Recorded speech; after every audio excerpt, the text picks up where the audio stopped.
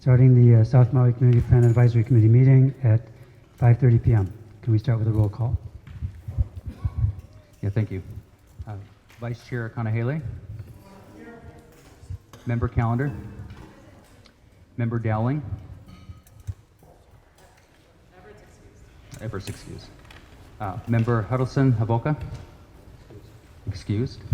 Member Kalani Kau. Burton's here. Okay. Member Leach. Here. Member Moran.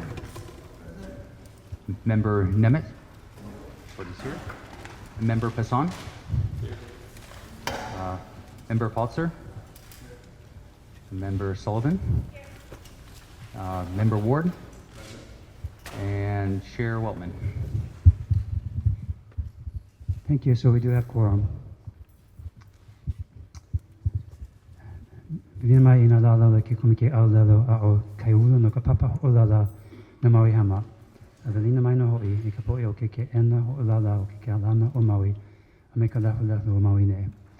E ho ma ahu ana o ka ko ina palapala mana o ho ko a pau a me na mea hana a pau.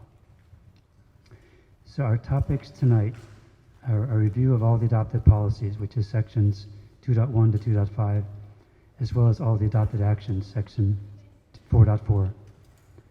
And to propose a change to a decision we have made, you make a motion to amend something previously adopted, as in section 12 of Robert's Rules, and you need a second to start discussion. An example of a motion to amend is, I move to amend the action on gulch boundaries to 5 meters. Since there are 2 big agenda items for tonight, and it may take most of the evening to get the second one, we'll accept the testimony on either of the 2 of the evening's topics, either at the beginning of the meeting or just before the particular topic.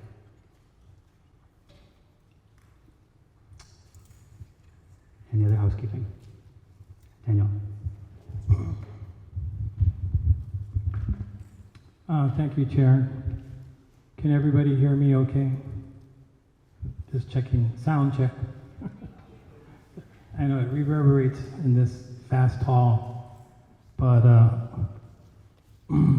wanted to address the some of the testimony written testimony we got regarding virtual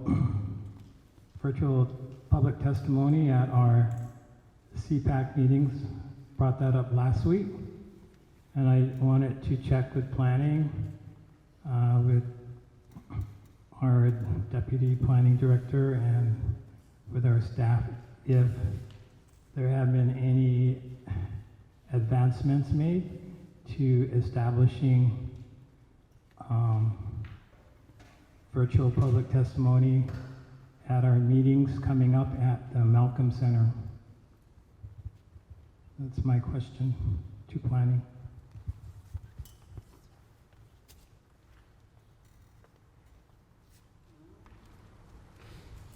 The answer is still the same as last week, in that we rely on Akaku to provide those services, and they no longer have the capability to provide the services we rely on for a quality meeting that can actually be run.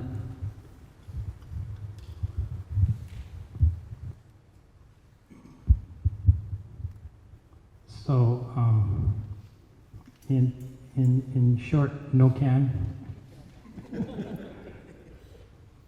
Okay, I'm not a glass half empty kind of guy. Anyway, there is strong public interest in having virtual public testimony at these meetings, and I know members of this committee feel this is important, especially now that we're coming down to the base leg, coming towards the end of this effort. More than ever, I think we need to give the public every opportunity to provide us with input. It is a community plan. It's our plan, and the planning department supports that effort. But in the end, it's our plan. I feel at this juncture that something has to be done, something drastic.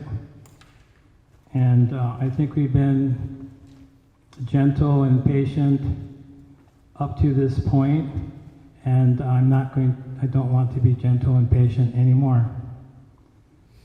Because it has to be done. There's no getting around it. We have to have public input at this juncture. So I am thinking that we should have no further Cpac meetings until virtual public testimony is reestablished. This meeting, but no further meetings after this till that happens. It has to happen. And the county can make it happen, the planning department can make it happen.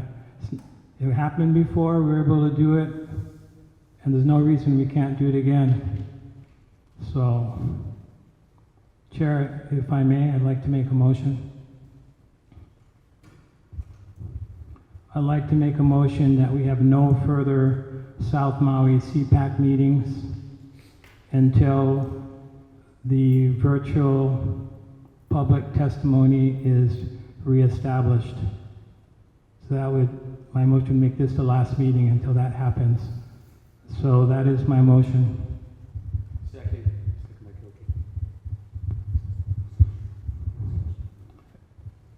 I just want to speak to the motion. Oh, go ahead, Garrett. Sorry. Yeah, I just wanted to speak to the motion before the discussion gets underway. Again, I just would encourage, the community members are, welcome in the public venue that's here, even if they aren't able to attend virtually. We always allow people to submit written testimony, which has been the case during the whole Cpac process. Also, as a reminder, before COVID, these community plans have been developed not in a hybrid or a virtual sense. They've historically been in person. So I just hope the community and the Cpac members here don't feel like, not having that virtual option omits public testimony. Again, we've been having weekly meetings for months and encourage more people to be involved if they can. At least in my opinion, really, with some of the technical challenges recently, even when we tried to have virtual involvement, has not been ideal for members of the public providing that feedback or Cpac members hearing that testimony. So whatever the vote may be, I would just encourage you to remember and remind your counterparts and community members they are welcome here in public, and they can always submit written testimony so you guys have a chance to review it and digest it in advance of the meeting proper.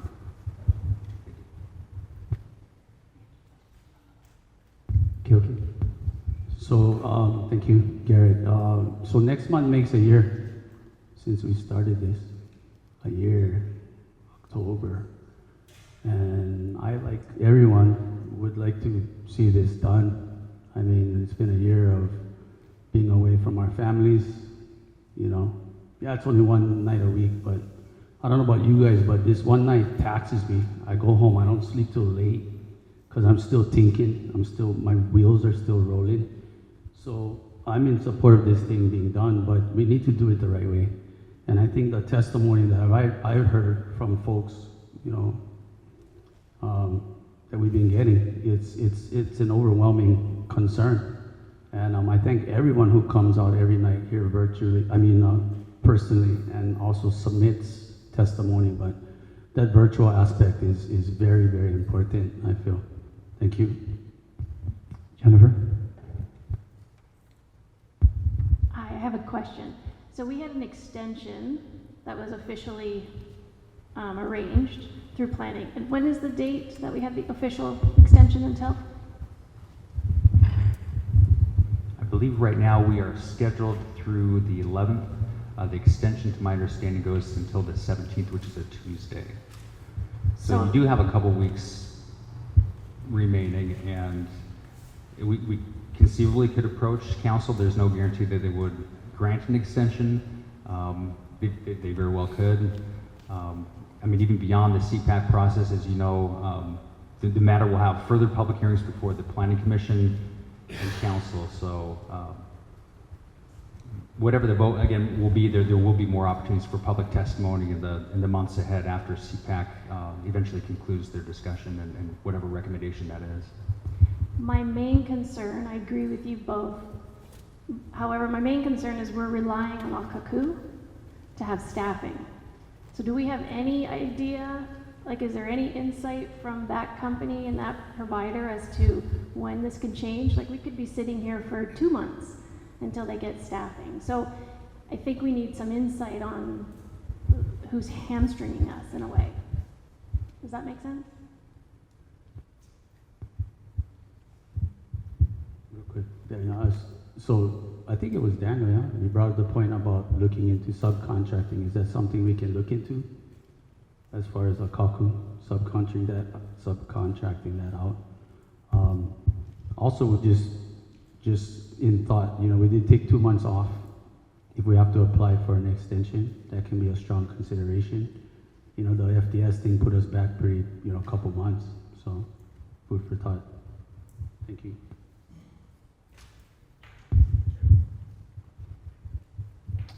Want to let Brian speak first, and then Brian first, and then Daniel. Thank you. I guess I completely agree that the public testimony is important. I guess the question I would ask, and I don't know if we can actually answer this, but my question would be is, we've all signed up for 6 months.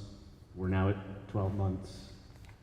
What's everybody else's availability? Are we potentially at risk of not getting quorum and that being compounded even further? So don't know the answer. Don't know if we can discuss who is and who wouldn't, if that's appropriate, but I would just say I think we need to take that into consideration, because I would hate to pause and then get to a place where we can't have a quorum and we can't wrap stuff up. Daniel? So the part of extending a little bit longer is no problem. Talk to Jackie about that. And she says, yes, they can do that. The part of losing quorum, that's a possibility depending on people's availability, like Brian said. My thought is that we asked for virtual testimony from the very beginning. It didn't happen for many, many, many weeks, and then it did happen, and it was great because I think we got valuable input from people who weren't able to attend. Some that may have been immunocompromised. They don't want to be in meetings with other people.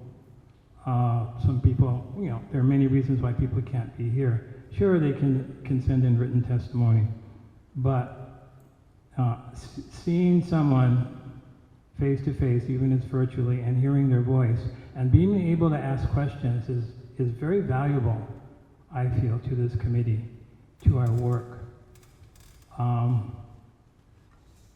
I just think that we've reached a point where we're at the end of this process. Yeah, we've come to close to the end, and I just feel we have to make a statement that we feel that strongly about the importance of public testimony at all levels, that we need to take a stand. And this will put pressure. This will put pressure on the planning department to get it done. Believe me, I believe they have the resources to make it happen, but they haven't. And that kind of sends a bad message, I think, not only to this committee, but to the public. And the fact also that we haven't, and requested, had corporate counsel here, almost never throughout all the months that we've been meeting, also sends a message to us as a committee. And sometimes I feel that we're being abandoned and that our work isn't being valued. And that's very sad, because, you know, we volunteered our time, we're not being paid, we're sacrificing, you know, things that we could do, and we're not getting supported by the entity who's supposed to support us. So I think we need to make a strong statement. I really do, and this will send us, to me, this is something that we can do. We have power to do it. It's our community, it's our plan. It belongs to us, and so I think we should show ownership of it and demand that we get the support we need. And it's not too much to ask to have Corporation Counsel respond to our questions. And they haven't. There are questions out there that have been asked for weeks and weeks and weeks, and we have not heard back from them. And we've asked for virtual testimony constantly, and we had it for a while. And the fact that we had it shows that it can be done. You just have to get the right people. The two guys who are doing it with the Kaku, who don't work with them, I don't believe they're irreplaceable. I think you can find someone who has comparable skills and technology to make it happen. So I'd like to force it. I would like for us as a Cpac to make a statement that we value public input and that we're willing to take a stand to do that. It may require a little sacrifice on our part, but you've already shown that you're great volunteers by just being here and that you're willing to do the work. And it may take a week or two more, but I think if we make a stand and say, hey, we're not going to meet next week until we have reestablished virtual public testimony, I think it will happen. I really do. Jennifer?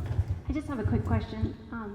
Sorry, I don't know the answer already, but with the West Side plan, was there virtual testimony?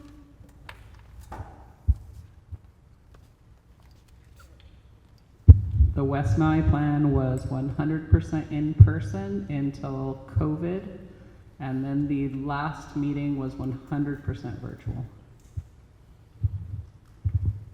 And there was a 2-month gap between those meetings. Mike?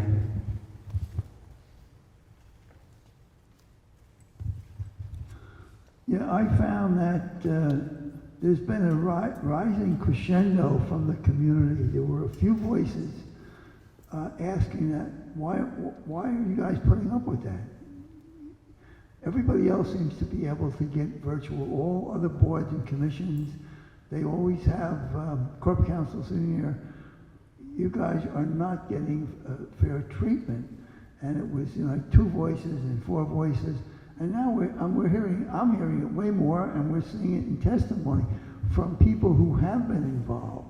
And they have come to meetings, they have participated, and they're active community people. And there's so many more and more saying it. And the fact that now we are getting to the end of it, and it's not up to us what when it moves on to the planning commission and on to the council. Our decisions are made here now, and to tell people, well, later on you can go testify somewhere else. That's not satisfactory for our South Maui community. And as I said, there's been more and more louder and louder voices. So I can well understand why Daniel is saying that. Take a stand. It seems incredible that in today we just say, oh, sorry, we can't do that. We have $1 billion budget, and so if it's a financial situation, somebody can't be hired. We can't, the county can't pay our kaku to hire a couple of temporary people. It does seem like it's just, nah, we don't want to bother with it. That's just a headache. So I understand it and I support the action. Mahalo. Bernard? Okay, so this always been my sense when we started all of this. So, hey, I know people are going to take advantage of not being here. They're going to stay home wherever they want to be to testify. They're going to do that. They're lazy. We get people that drive down from here last week, from Haiku. They wanted to be here because they're concerned about their parcel. So if people really want to be here, they should come. I totally agree with getting the testimonies in on virtue, but My sense has always been from a year ago that people are going to take advantage of that and not come here. The best results we're going to get is you come here and face to face, we have a discussion, just like these guys that show up all the time. You know why? I know can make Google eyes. You got to be truthful, you got to be up and up. That's the best way if you come physically and testify. You can still do it at home for those that really cannot be here, but we're also inviting those that are not from here. They're going to suck up time, waste our time, and just make noise. It happens in other process. Borough Council is the most famous one. That's why we don't have them at Borough Council.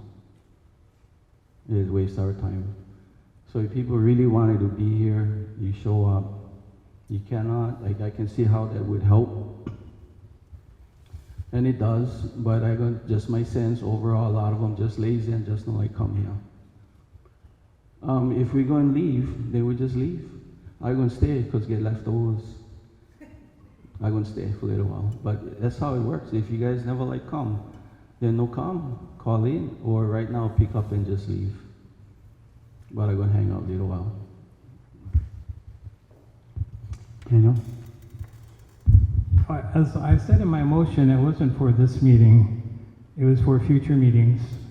So this meeting will move forward, but for future meetings. I agree with Mike Moran that it's very common practice for board and commissions to have virtual meetings. I mean, it's become part of our charter. The charter was amended to say that virtual meetings is a way to provide public testimony. And there are people who would love to come, who would love to be here, but cannot for reasons. Could be health reasons. I know people that have health issues that don't want to come here, but prefer virtual testimony. So I just hear the growing cry, as Mike shared with us, not only in written testimony that I don't know if you folks have read, and oral testimony that we've received, and people that have shared their thoughts with me personally.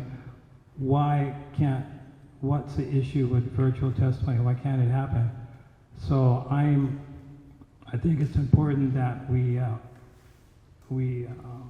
recognize those voices that want us to represent them, and not disregard that voice.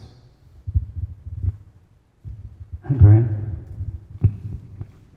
I guess two questions for planning. One, do we know if the staffing issue is somewhat related to or is related to the recent fires that people either displaced or unfortunately no longer with us? That's question one. Or is that just complicated it potentially to try to find another resource? And the second would be, to respect, Dan, your comments around we're at the final stages of going through our policies and actions. At least from what I'm reading on tonight's agenda, we're making final decisions on those policies and actions, which obviously is the plan for the most part. So, second question to planning so if we were to proceed tonight with our discussions in tonight's meeting on policies and actions, is there another opportunity for public testimony, assuming we could have the virtual, to then still address that, or is kind of the door closed because if we're done, we're done?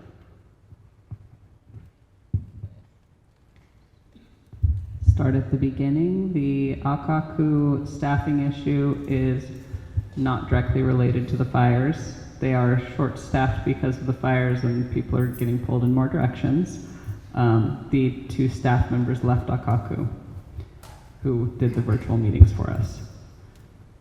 The second part, the final meeting, there is a motion to transmit your plan to the Maui Planning Commission, and until that motion is made, theoretically you can change different aspects of the plan. By doing what you're doing right now and saying you'd like to amend the plan as you have adopted it.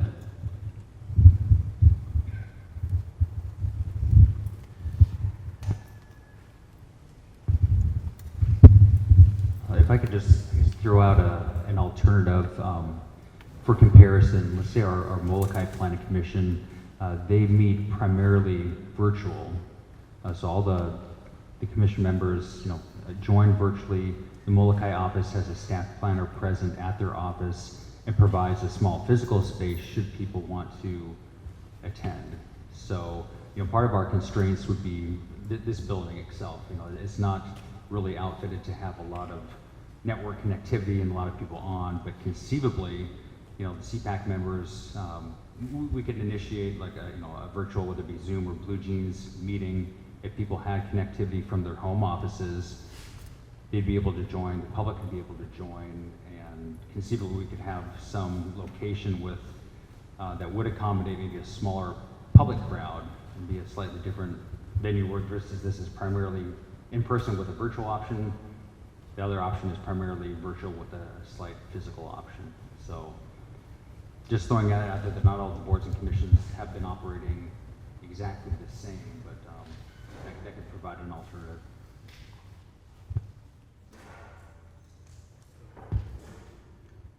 So the remaining meetings are at Malcolm Center, are they not?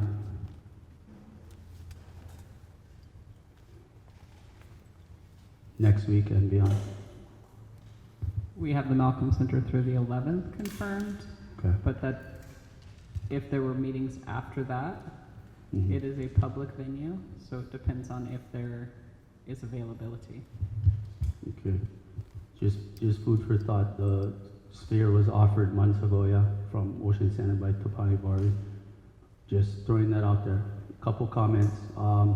So some of the people I know who are in support of virtual, they cannot come because they cannot drive at night. That's part of the reasons why some of the people that I know.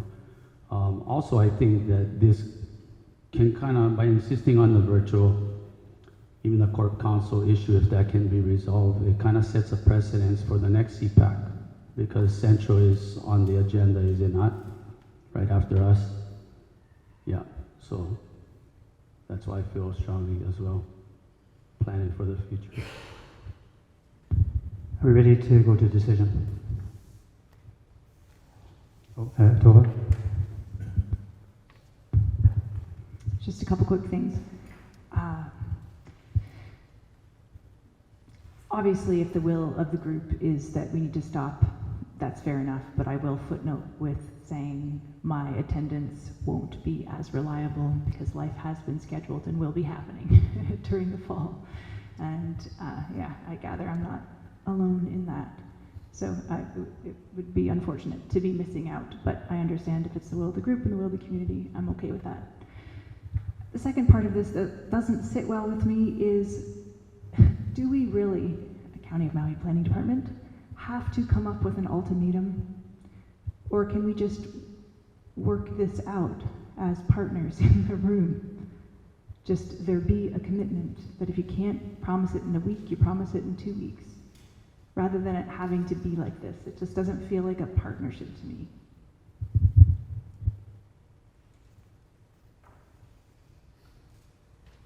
I apologize if it's feeling like an ultimatum. We've been relying on some support services since we don't provide that virtual option on our own. And so in terms of, we definitely can look for some other alternatives, but typically, let's say if we were to go out and try to secure professional services from somebody else, there is a time constraint with that because often you have to, go through your proper procurement steps, which again, may take a little while to find either a different contractor or again working with the individuals we have now to find some additional technical staff to fill that void.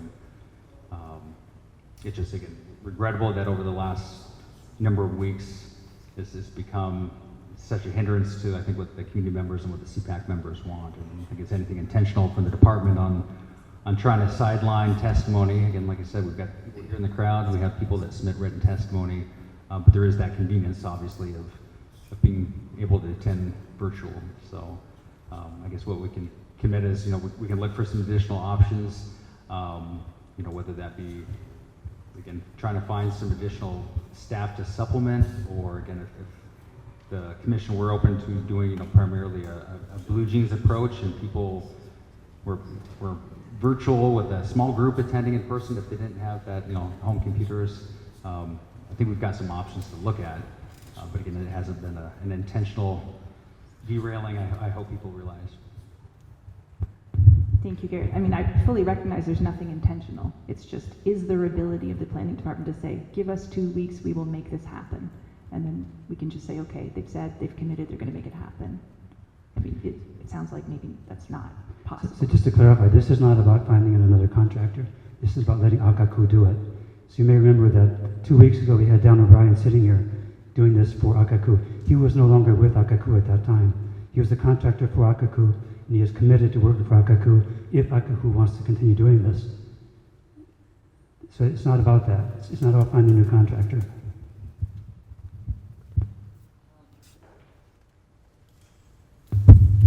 So we have been talking to Akaku, and that is not the same dialogue that we have been hearing. That Dan O'Brien does not work for Akaku. Possibly they could contract with him, but that is not what they have put forth to us.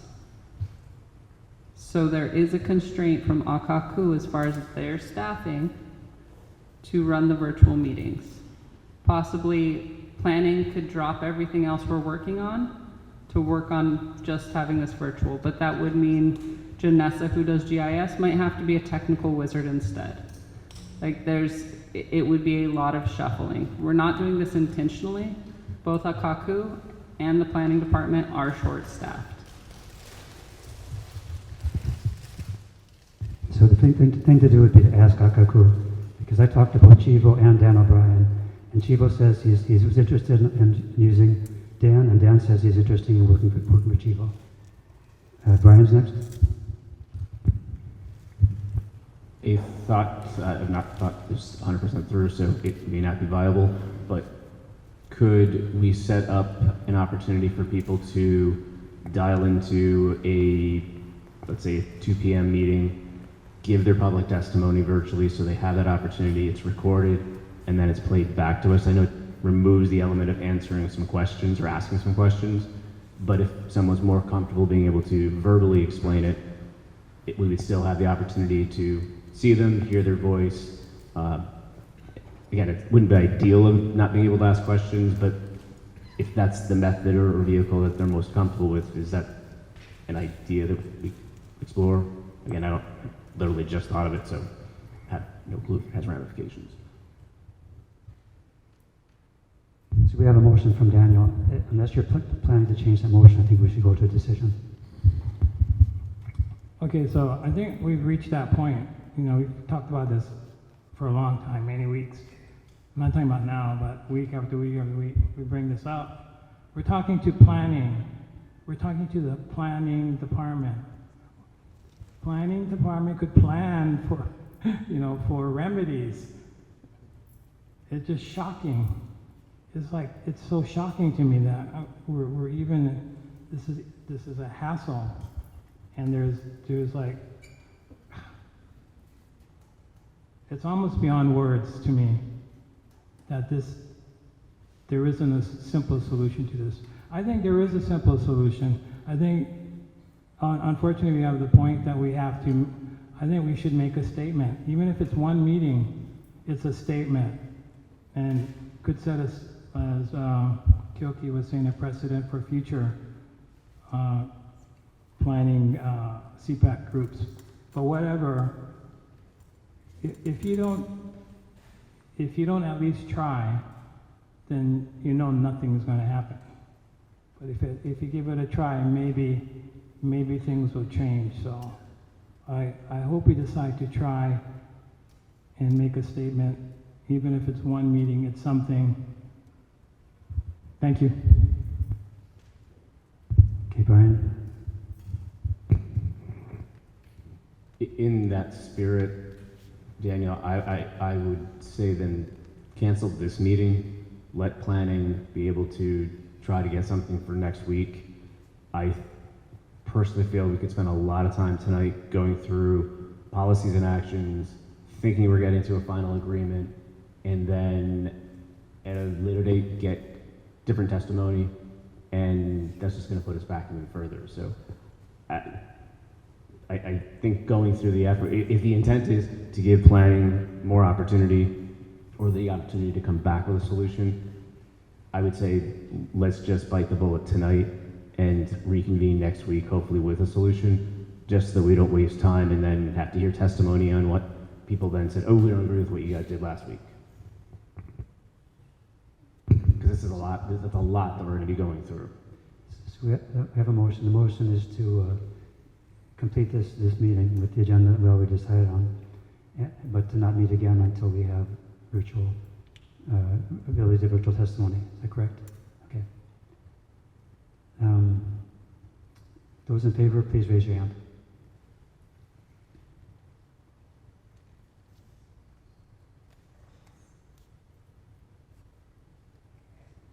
Yes. And those against?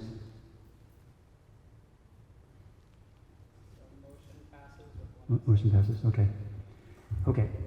Testimony, public testimony open. Oh, any more housekeeping? I couldn't hear the outcome, I'm sorry. What was the outcome of the motion? I didn't hear what you said. Is there any more housekeeping? Hey, Brian? I'd like to make a motion that if we're going to pause, again, stop tonight. Let's not waste our time going through stuff that we're then going to get additional testimony that we're going to have to go and have discussions again.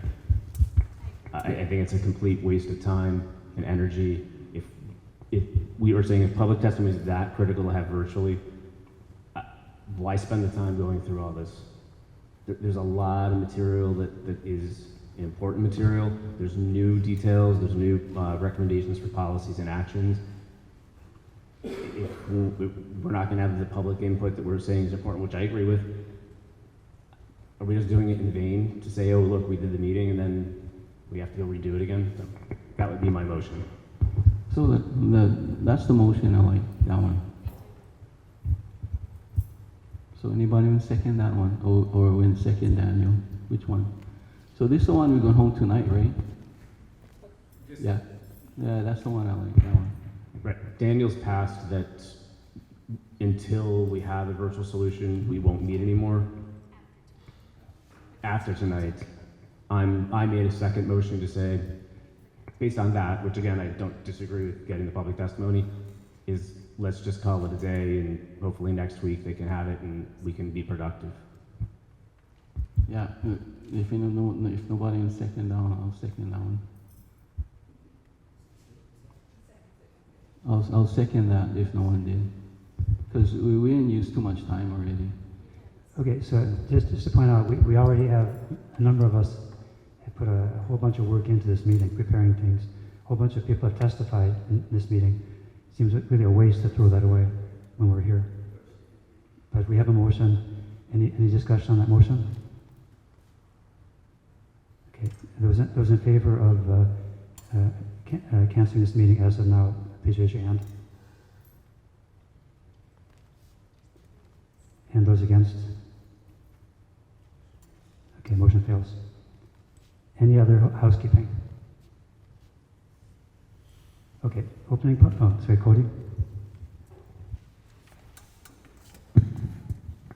This doesn't pertain to that, but when someone gives a testimony that is not on the agenda, is it like discarded or not, like, not, we don't use it, or? I didn't get that. You're saying a written testimony, you mean? Yeah, like, you know, like sometimes people come and give testimony and then someone will say, well, that's not on the agenda. I just wonder, do we still take that testimony as like, can we use it? You can absolutely use it. Any member of the Cpac can remember that and bring it up at a future date. And that has happened. Any other housekeeping? Okay, opening public testimony on either of the two topics for today, which are a review of our adopted policies and review of our adopted actions.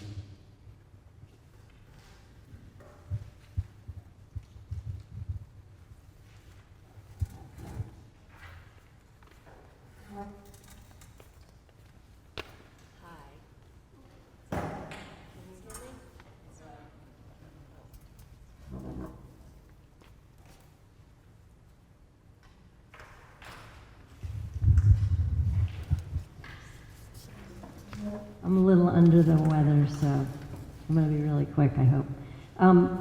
My testimony is regarding actions in the subject of transportation. I have 3 items.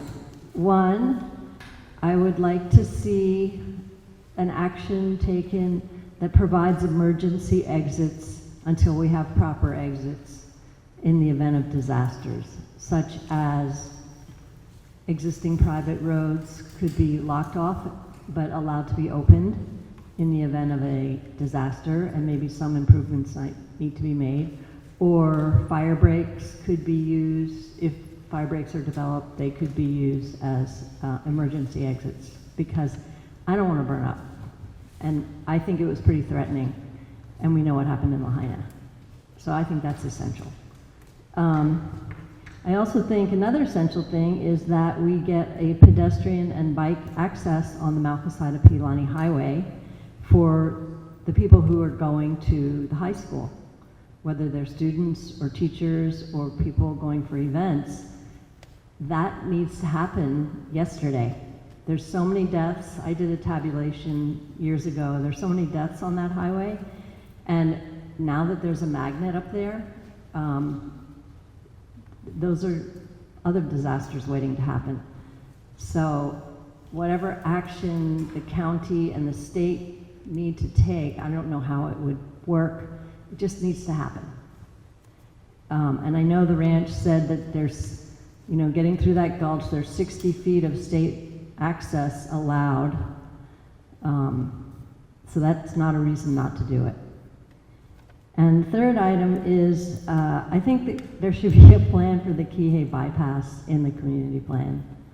I know it's a far-off dream, but I think it should be specified that we would like to have a parkway bypass coming from South Maui and going somewhere away from, you know, outside of the growth boundary, separated, where it's not having commercial stuff on it and houses on it, just a real bypass road. And it should be done as a parkway. That's all. Thank you. Any clarifying questions? And Mike? Randy, we get so many comments about the definitions of these types of roadways. Many here, it's not a highway, PLI, it's not a highway, why are we calling it highway? So how would you define or explain a parkway?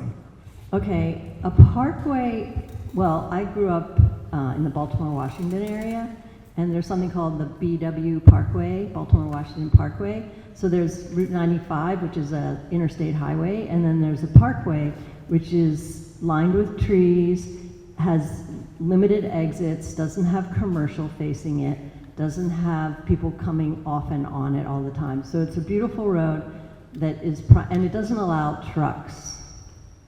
It's just a beautiful road. And oh, the other thing is, I think we need to have the addendum in the plan for the Kihei road designs that KCA made 20 years ago, that they'd had a $100,000 or $80,000 grant from the county to make these road designs. And they specify every type of road in a description and pictures, and I think those should be referenced in the plan. Thank you. Other clarifying questions? Daniel? Hope you feel better, Randy. Thank you. So, you know, we're talking about Mauka North-South Collector Road, which this would be different, right? This would be different. The Mauka, this would be a bypass, like bypass. like the Lahaina bypass, right? Yeah. Along that line, but you would see it with Parkway with more trees, more greenery, Yeah. green space along it. Well, the Lahaina bypass is not like that. No, it's not. It's all gray. Yeah. Okay. Thank you. Thank you. Any other clarifying questions? Kyoki?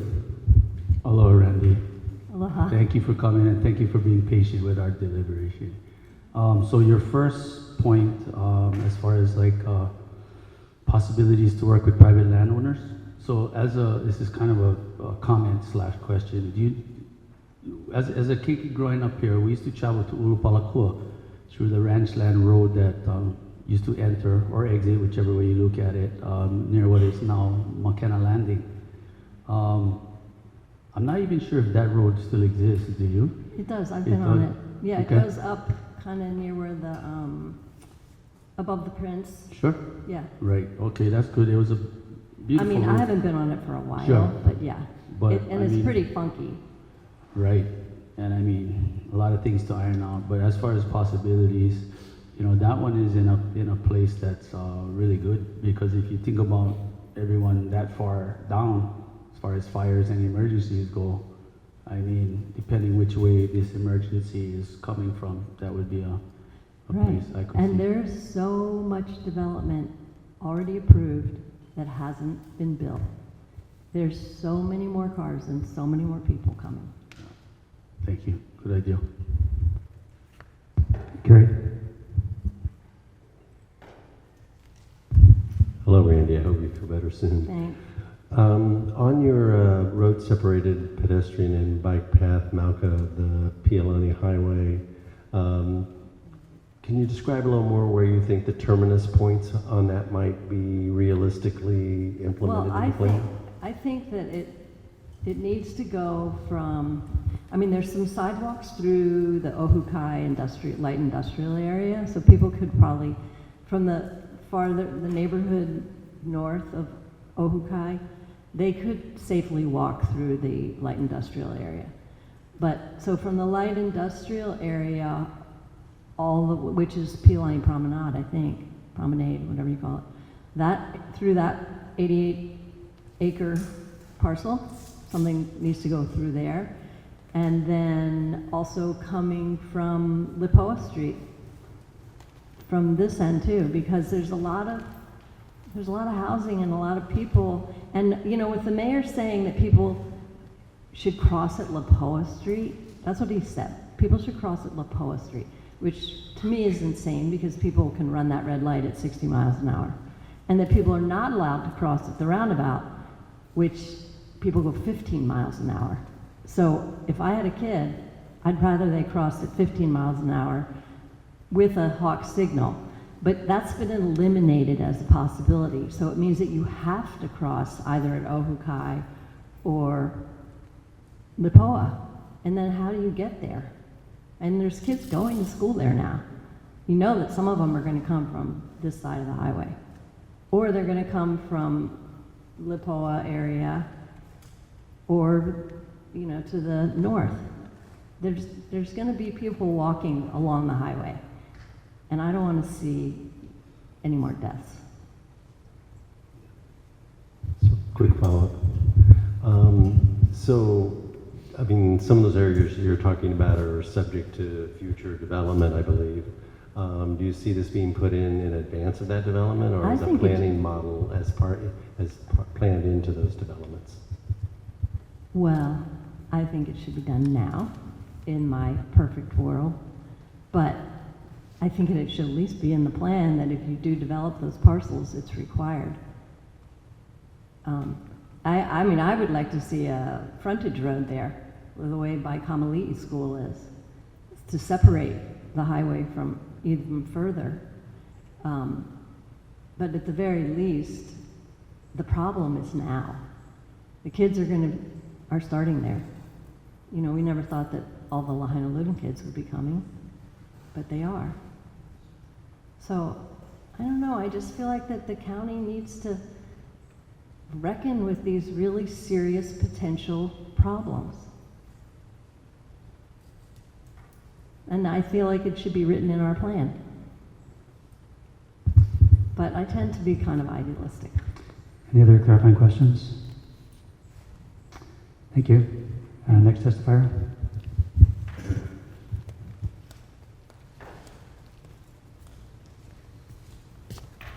Good evening, Mr. Chairman, members. My name is William Spence. I'm here on behalf of Anu'ula Partners. Staff, thank you. Karen passed out a letter that was printed up for you. It's from one of the attorneys from Cade Shetty And it brings up a couple of issues. And really the purpose of bringing these letters before you is, of course, in regards to the project district, but that they don't want something in the plan that's going to conflict with either the ordinances that have been passed or the Phase 2 approvals.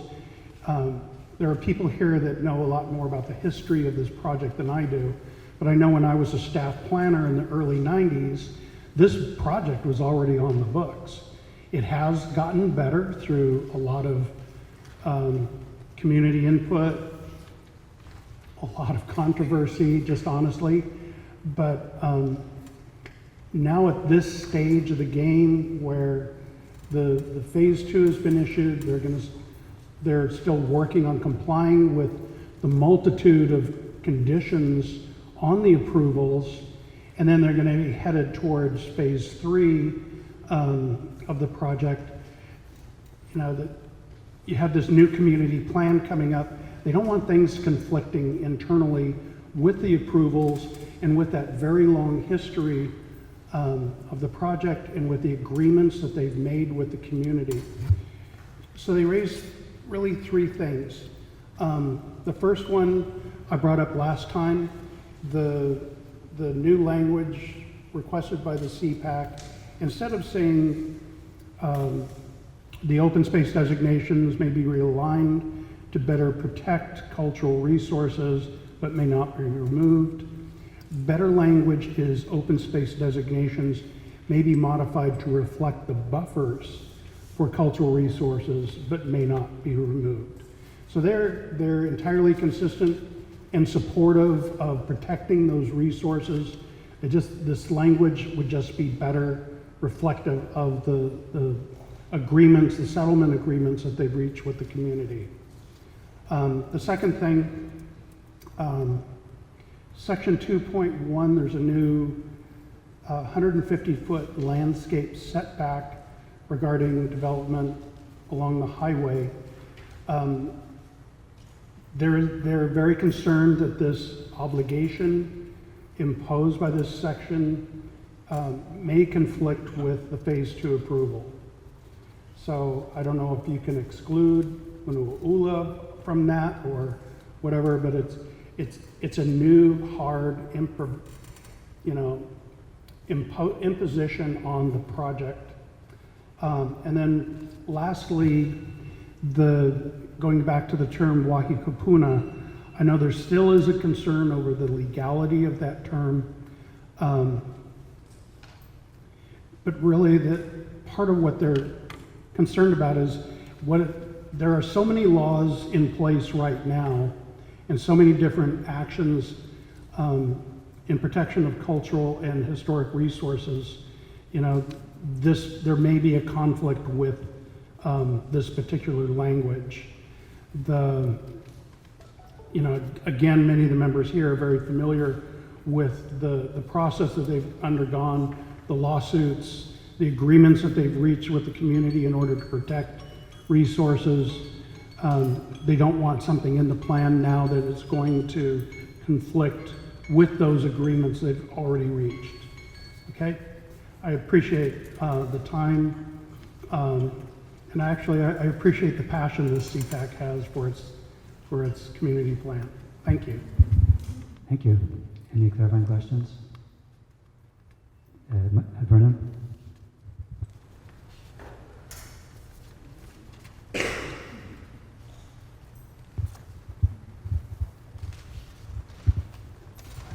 Hey, how's it? Thanks for the testimony. Let's try. I was asking her what's your name. Spence, Will Spence. Thanks. So I'm going to explain about the Vahi Kupuna. So when you see that word, well, what comes to your mind first? I'll tell you what I think of. The important places to the Hawaiian community. But that said, I'm not an attorney. They lay it out in their letter a lot better than I can explain. So I would ask that you take, their discussion into consideration. And all they're asking is for a change in the term. So. Yeah, I think how I can help is specify maybe more broad on what vahi kupuna means, if that would help. It could be. I wish I could be more specific. Again, I don't have that legal mind that looks at a term and says, this is a concern, and then, it's enough of a concern that they go ahead and spend time to bring it to the Cpac's attention. Okay, thank you. Okay, Thank you. Hello, William. Thank you for coming tonight.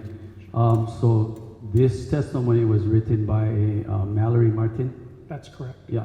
So just know, I'm not kind of aiming this at you. I'm not trying to shoot the messenger, but to me personally, I mean, to bust out legal terms, and it's kind of offensive to want to remove wahikupuna from the language, to me. Yeah? Understood. Yeah. Hiali ikaina he kawaki kanaka. Yeah. Maui. Any other clarifying questions?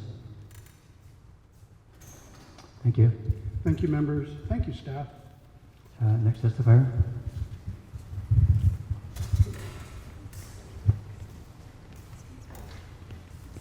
Hi.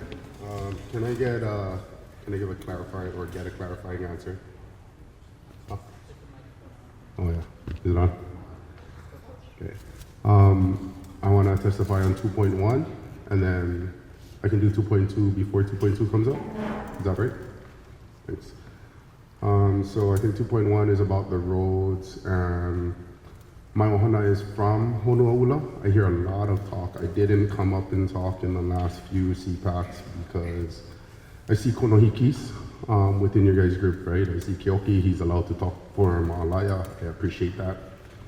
Talking about over here inside, I see you guys. I don't think I'm at the level to talk about Honolulu, but it's important for me and my ohana that a road is not built Mauka to Makai there. Maybe, I heard a question earlier about coming in and out. Maybe bring them to, and I don't like talking about other people's areas, but maybe bring them to, what is that place? Mauka, above Monkey Pod, get houses over there. Usual. Maui Meadows, yeah. I would recommend bring that highway up Maui Meadows, bring it across the back up here below Pu'okali, and come out by Monsanto. Because the traffic buildup is because of the construction that's happening out here, all the jobs, the hotel jobs that are happening out here. I drive this road multiple times a day, in and out, and it only happens during those times. It happens during school. Well, let's go pile all the schools in one place. Poor planning. Those are the only times it happens. I really like the roundabout. I really like how it slowed down traffic there. I don't know what county gonna do about passing through that, but I really want you guys to think about, especially even mentioning the multiple roads that there are. We do have access, and the landowners, the ag landowners, in safety, in crisis mode, they let people up. They get people out. Honolulu does it, Hawaiian Homelands does it, Oprah does it, Ulupalakua Ranch does it. So that is not a need, right? I think we wanna worry about the traffic in town, worry about it from Maui Meadows to Monsanto. That's all. Thank you. A clarifying question from Keoki. Kalamai, what was your name? CJ Elizaris. CJ Elizaris. Mahalo for coming tonight, CJ. Okay, so yeah, your manao is good because I don't like being in favor of something that you don't support, you know what I mean? So do you have any, as it exists now, you feel like safety-wise, that's sufficient for that area? That Makena area, as far as like access if you have to emergency leave, Yep. Yeah, I think there are enough roads from the beginning of Maui Meadows. The beginning of Maui Meadows on down is nice. Yeah. You know, Ulupalakua Ranch has a few, you know, not super nice, but in an emergency mode, fire truck can get up and down. You know, so if a fire truck can go, then we can go. Right. Yeah, because I know the previous testifier, Randy, I was mentioning that road that we used to travel as KQ. Right. Yeah, so I didn't even know if that road was still there because of the development. You know, it was so prominent. Once upon a time, you could just literally drive. That was the road. Yeah, right. We used to pick prickly pears on the way down because we're from the ocean. We never know what is that. We're like, wow, prickly pears. But yeah, Oh, I forgot. Even get one. You know, the state get one more down, not so good because nobody malama. But yeah, there's so many on that side, and for crisis mode, I believe that when the construction settles down out here, maybe the schools settle down, people move out. You can see that that's the only time there's traffic. Right? We don't need, and like I said, what I really like is people from here, Kupa'aina, are making the decisions for your place. We don't need people coming from other places to make those decisions for us, you know, or just so get easier access for them to come. It's really crisis and safety, and that side is taken care of, I believe. Got you. Mahalo, CJ. Other clarifying questions? Cody? Hello, Ba. So earlier I heard you saying that you don't want to see a road going from Mauka to Makai. Mauka to Makai. And I think it's really important that being Kupaina and for those here who maybe don't have that history and that relationship with Aina to understand why you wouldn't want to see that. Yeah, so native flora and fauna, easy answer. Yeah, people coming out to that area, we have many endemic, only McKenna plants, right? Where's that place? I said it earlier. I keep on forgetting. Maui Meadows, Monkey Pod. Over there, Lipokeda Rocky at Hawaii, the Nehe, that is only, used to be called McKennaensis. That's the only place that it's known to exist, right? That's one plant that's going to get disturbed through building whatever type of highway or whatever it's going to be. The Willy Willy Forest, the bats with all the lights going up and down. If it's a nighttime road, I see the bats every day, the native birds. Those are just one thing. Another one is the potential fire hazard. Because guys smoke cigarette, you know, throw them out the window. There's dry lands up there, and it's left for the farmers, for the ag guys to fight. Because fire, it take a long time for Walea go that way. Take a long time for Kula come down. Those are the main reasons I think about it. And then also just, you know, not having people coming down into our community who we don't know. And that's where I think this whole shift with these, especially out there, is people don't know who Oprah or whoever runs that ranch. People don't know Ka'onaulu. People don't know Ulupalakua Ranch. You can easily go talk to people. Nobody does that anymore. That is our community. Those people do care about the space, and again, in a safety issue, they would support and protect, like they have been, and they've proven that they do that. Daniel? Aloha TJ, I'm Daniel. Aloha. Yeah, I'm sorry. I just have to try to clarify what you said because the acoustics in here are bad, and so sometimes it's hard to hear testimony. But to clarify, you were saying that at least for the Honuaula going south, right, past Maui Meadows, that there is no need to build emergency exits because we can use the exits that are already there. Is that your testimony? My testimony is I don't speak for the landowners, but their actions in the past have allowed us safe exit and entry from east to west or west to east. Okay, thank you for that. And the other thing I wanted to clarify, you feel that the Pi'ilani Highway, based on your driving on it, I guess daily?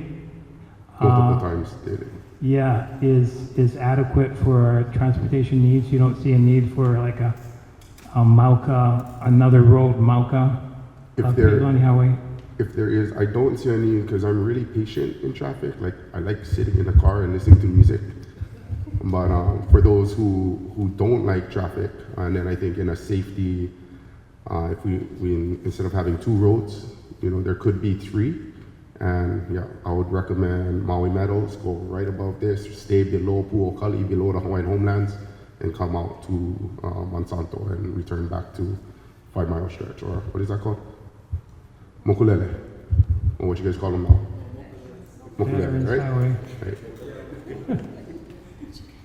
Okay, so I understand what you're, thank you for clarifying that.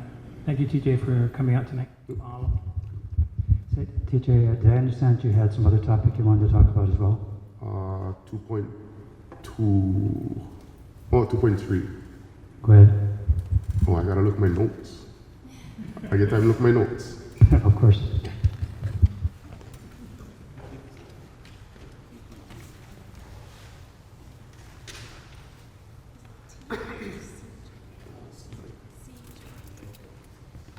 So yeah, sorry, CJ is short for Christopher John Leo Makanokalani Nona Kainua Elazars. But only call me that if my mom calls me that when she's scolding me. Yeah, so 2.3 C, there's that line that was cut out, not hold county and state liable. You following? I think we should leave it in. And I think you should add Cpac and the individuals, community members who make the recommendation, should they be accepted, liable for any crisis that happens, because we're the ones voting. What I like, or you guys the ones voting for make these recommendations. What I like about keeping it in and holding these people, not holding the county and state liable, but holding Cpac and individuals who make recommendations liable, is that it holds them accountable to making, and holds you guys accountable to making sound choices for our community. So, where I was going with that is like Konohiki, I talked about it earlier, Kupa'aina, people who know the land, who have our Kanako Iwi, who have our kupuna in the land. We have Ike, and a lot of the stuff that I see virtual is Mana'o, right? Everybody get Mana'o. But I think Ike makes the decisions and makes really sound decisions for our future. That's the main one. I think, so one thing that I had, and again, I don't talk for other people's places. I did notice there was like change in zoning for some lands, and I love ag. I was, when the fires was happening, I was up Kula when the fires was happening. DLNR was there, fire was there, but the most people that were there that were helping out with the fire was the farmers. The farmers at the machines, the construction guys at the machines for cut fire breaks. All of us who know how to work land, we was the ones dropping the trees so that they don't climb out of the gulches. If those lands were open lands and they weren't in ag, we wouldn't have had that access to get to the fires to stop it or to keep it contained into the gulches. I don't know if that's legal, what I just admitted to, but so yeah, I think that when we make these decisions, when you guys make these decisions based on our recommendations, should really think about that part of the future instead of fighting houses and people, the potentials of what ag land could be, right? Really think about what happens in a crisis. And I only say fire because, more recent. That's it. Thank you. Any questions for the testifier? Daniel? Sorry, CJ, I was calling you TJ. That's all right. But I was trying to, what, were you talking about 2.3 goals? Goals? It says, it's like a big scratched out section that says not hold, it starts with not hold county, Maui County and state liable. Yeah, County of Maui and state of Hawaii liable.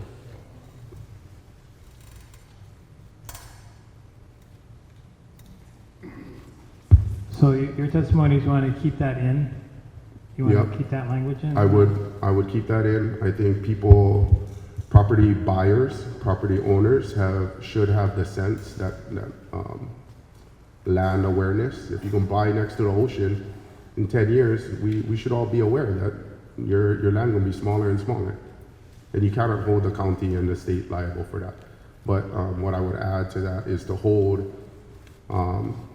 maybe you guys and the people who give you guys recommendations liable should those recommendations that you make be accepted, and should those recommendations affect landowners in that way for developments and just normal people. Any further clarifying questions?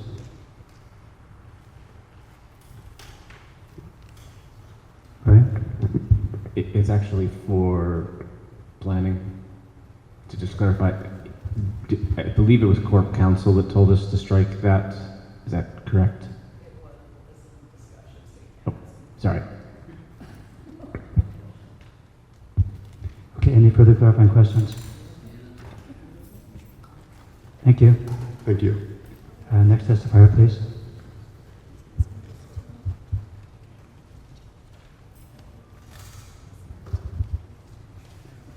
Okay, and so that was testifying on either of the two topics. Is there anyone else who wants to testify on the topic of policies before we take a break and close public testimony?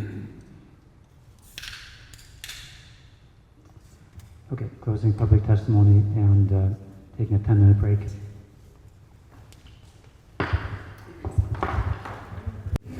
Okay, we can be in the Cpac meeting at 6:54 p.m.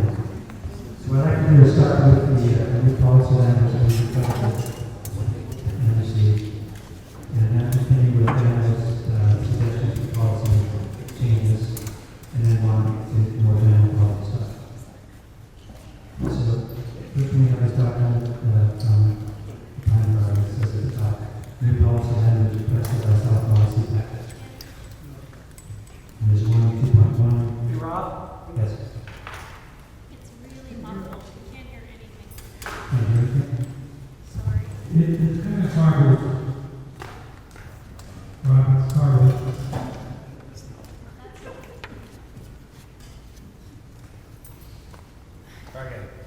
Okay. Okay, so we're going to start with the policy language that we requested from the planning department, and then continue with general suggestions, and then anything else we need to do on policies. So the document says new policy language requested by South Maui Cpac. You can see on the screen. There's one policy on the 2.1 and then quite a few in the 2.2. Let's start with the 2.1. So I suppose we should probably make a motion and adopt these, even though we've already discussed them, since this is the final language report. So, could someone make a motion? We're at 2.1? Yes. Okay, I'll make, for discussion purposes, I'll make a motion to adopt it. Second. Second by Brian. Okay, discussion?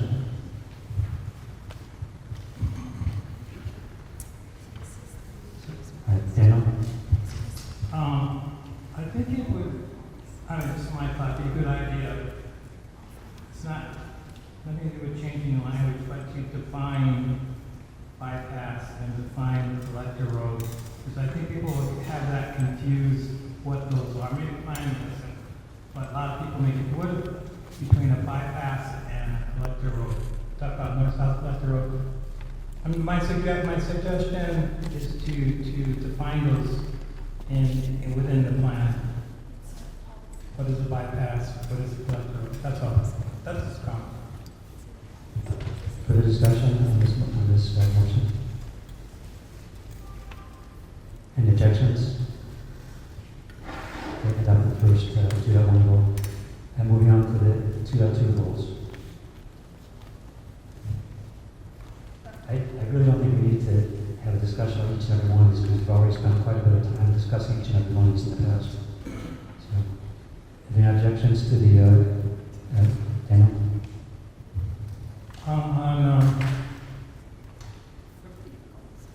Quick question. I'm sure we had a discussion, but encourage affordable multi-family units to provide sufficient parking for residents. And I guess my question is there a problem? Is there a problem that they're not providing enough parking for the residents?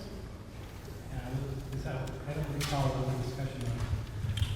So sometimes affordable housing is excused from, accepted from other requirements, but it has been pointed out during the discussion that even people who live in affordable housing may have to drive to work.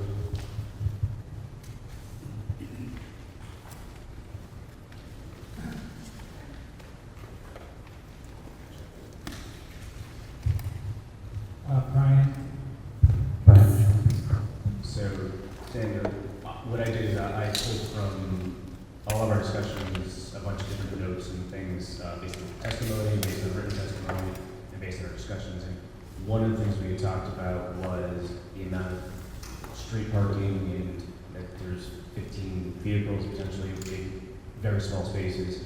And so what I had proposed was that we're just making sure that as something's being built, that adequate parking is built in it so that we don't have this overflow creating additional congestion in roads and things of that nature.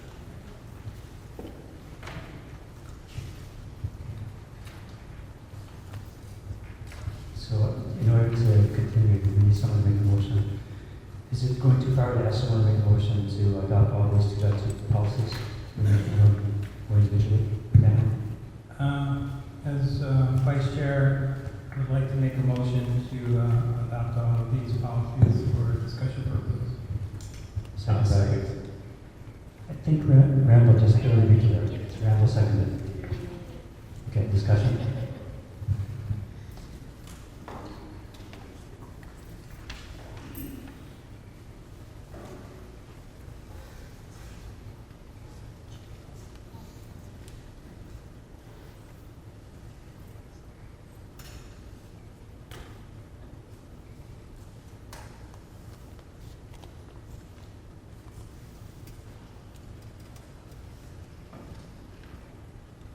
We're finally accommodating the pickleball crowd.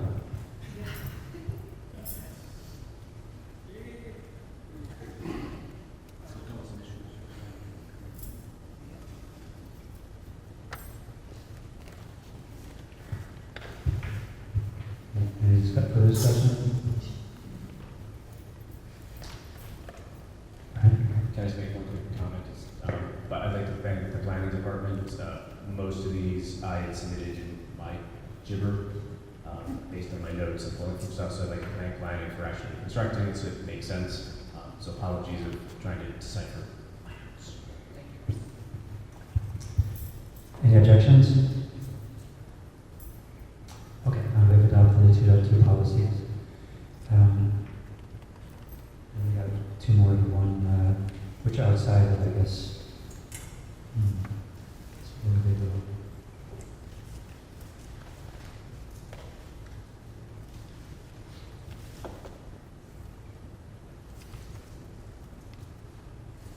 Where would this go in the plan?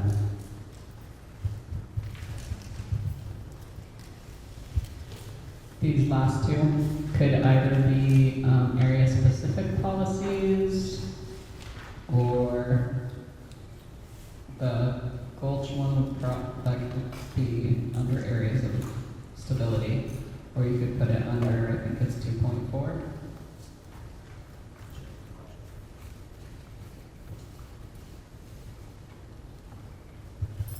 Any preferences among the members?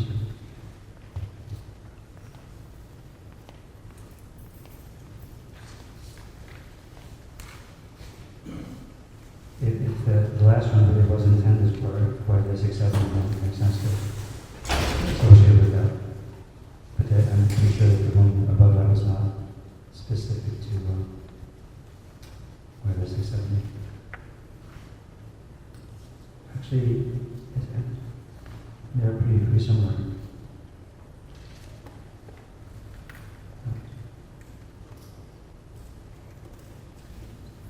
As they're formulated, they're not formulated specifically for wireless, except for the more general.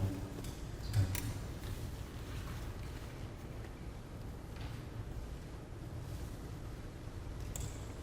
Somebody's promotion on these last two policies. Motion by Toba, second by Daniel.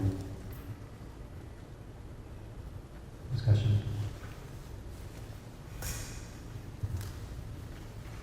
Daniel. I'd like to make a friendly amendment on the second motion to add the word "or diminish" at the end of it. But it may not be removed or diminished. Friendly amendment. Toba, do you accept that? Okay. So we finish the same way as the one above it.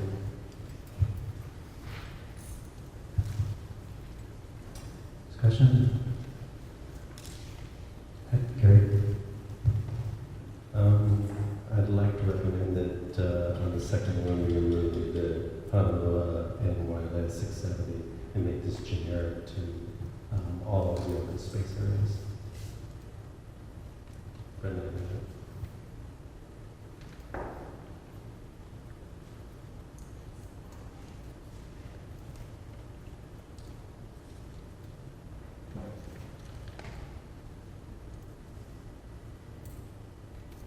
I think that's just a placement issue, right? So we could put it someplace where it applies to everything.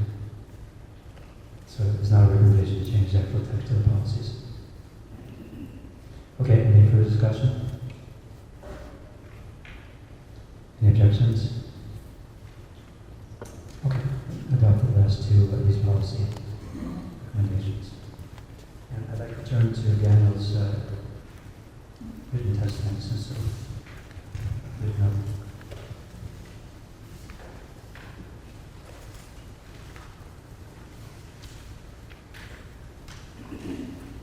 Daniel had two. Which one would you like to start with?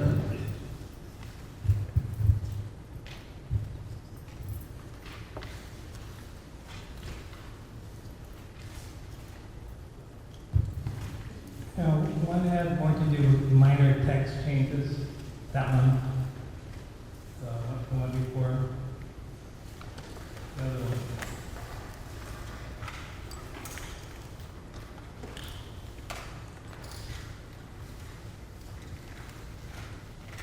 Yeah, that one. That's kind of a quickie.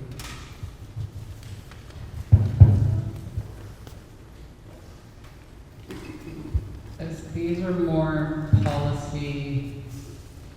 These are more all the policies. Are you moving on to item C? So maybe just briefly reopen public testimony.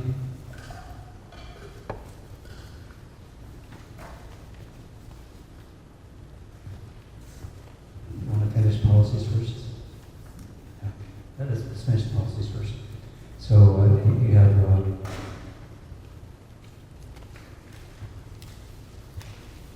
motion 2.1, amendment 2.1. Okay, so these are the policies, the old policies, the already accepted policies. So just a brief reopening of testimony because it's another agenda item.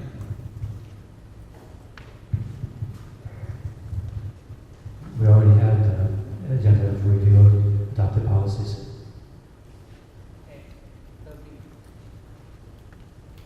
The testimony at the beginning was for the whole agenda. You have to accept public testimony before each agenda item. I did that as well. I offered that as well. You have to accept testimony before each agenda item. You accept the testimony at the beginning for everything. That is true. There has to be another opportunity before each agenda item. And this is a newer sunshine law rule. It started right about when Cpac started.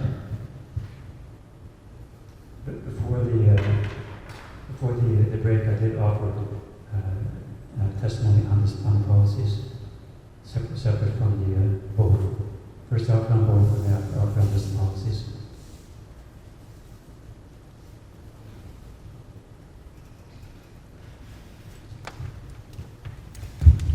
Chair, what agenda item are we taking up now? Are we still on B or are we taking up C?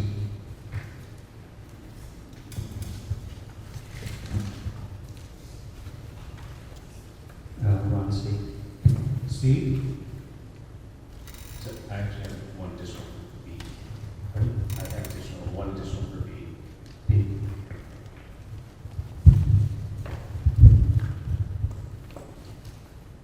So I'd like to make a motion to add a new policy to encourage the provision of public boardwalks when shoreline parcels are developed or redeveloped.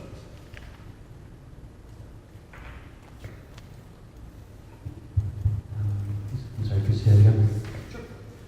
So I make a motion to encourage the provision of public boardwalks when shoreline parcels are developed or redeveloped.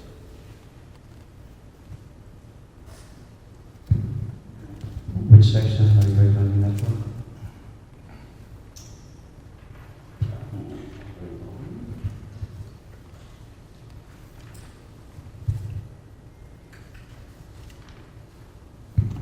I believe it would be 2.2.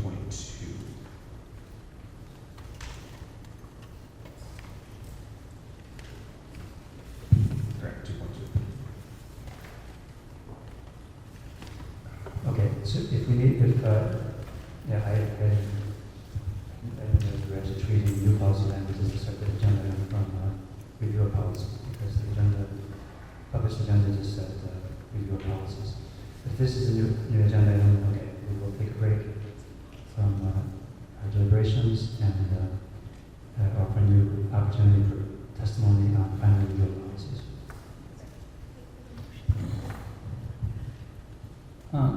Brian did make a motion, and was there a second? You can also add new policies during the policy discussion. It was just the agenda items were separate.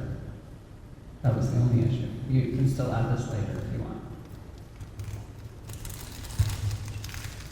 Okay, I think we should just get the testimony out of the way. If there's anyone who wants to testify, who hasn't already testified on policies, wants to testify on review of policies. Any testimony on agenda item C? Oh, yes. For 2.5. No. Okay, thank you.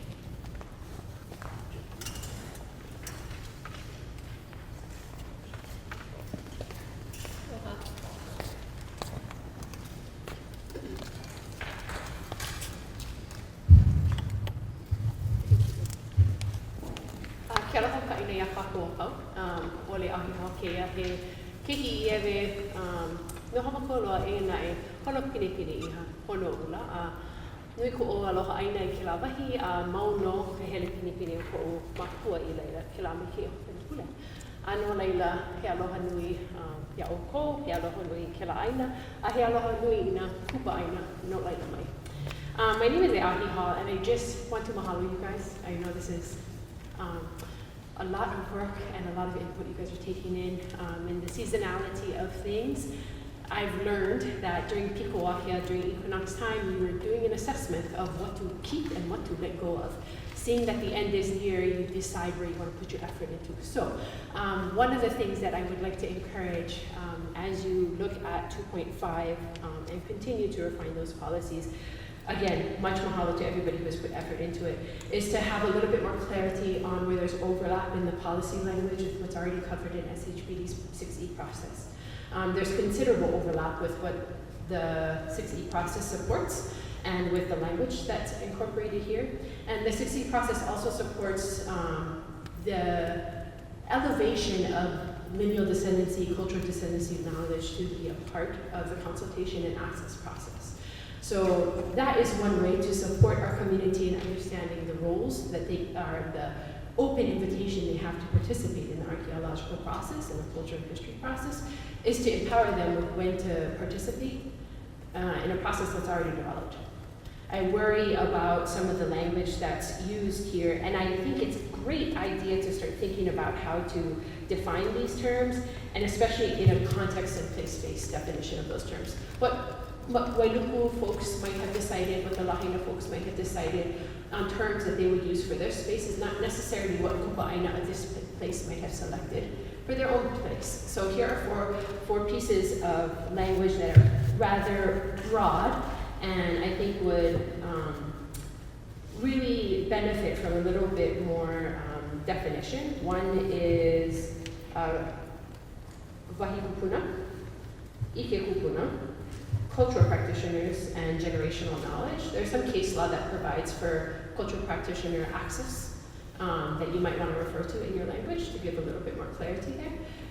But overall, what I wanted to say about this is a beautiful process, and what I would love to see if there's any funding available to support something like this, that it be led by somebody with the skill set and the expertise to do this who is from the area. And I'm so grateful that Honu'ula has that in Tanya Lee Gray. I don't know if she would want to do this, and we shouldn't ever volunteer somebody to do something else. But if there's funding to support somebody to outline a process for their area who has the skill set to do it, man, Tanya's a great resource. She has a team of people who are skilled at this kind of function and practice. She has the connection. She is from that place. She is of that place. If there is funding, rather than belaboring something so important to people who are trying to pick up the pieces and make some solid policy for the rest of us, maybe we should find funding to empower Tanya's team to execute something like this.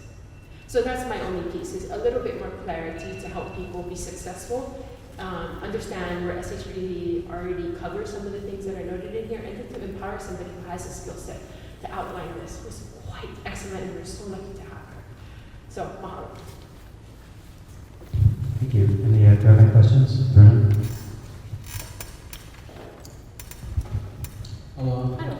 So, wondering if the three of you and us, we can get together and Omi this while we're a little bit, if that would work. Tanya is a good tool, but she's busy. No, totally. And yeah, the 60, there's things in place that, shouldn't cross all of that, the barbed wires get all crossed off like that, but no need. So if you guys don't mind. Yeah. I think we can massage this a little bit. Yeah, and I definitely want to mahalo everyone who's put effort into this. Like, it's super easy to just come up and talk for like 3 minutes about something that somebody's been working on for like years and try to put all their aloha into it. So it's no criticism at all. And especially if people want to put some time and effort into finding money for something, if they want to testify or this is important to you, you should find funding to support Tanya, who already does this, so that it doesn't burden, it's not a burden on the folks who are trying to. She's set up for it, we just got to find funding. So if you guys know. Yeah, but that's also circular economy stuff, right? So we want to empower people who are already doing this in the community. Mahalo. Sorry. Any other questions for this part? Daniel? Hello. Hello. So there are like 4 things you wanted more clarity about. I did get Wahikupuna, Ikekupuna, general knowledge, and what's the 4th, cultural practitioner? Yes. Okay. And then maybe we should have it just use the definition from the law. Thank you. Thank you. Any other clarifying questions? Thank you. Thank you. Any other testifiers on final review of policies? Okay, closing the testimony. I would like to still go back to Daniel's text before we introduce new things. Get that done.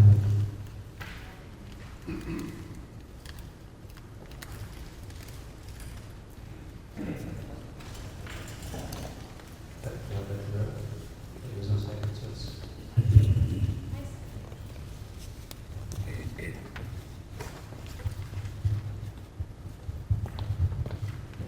Well, didn't Fran make a motion and it was seconded and then it was open for testimony? Was there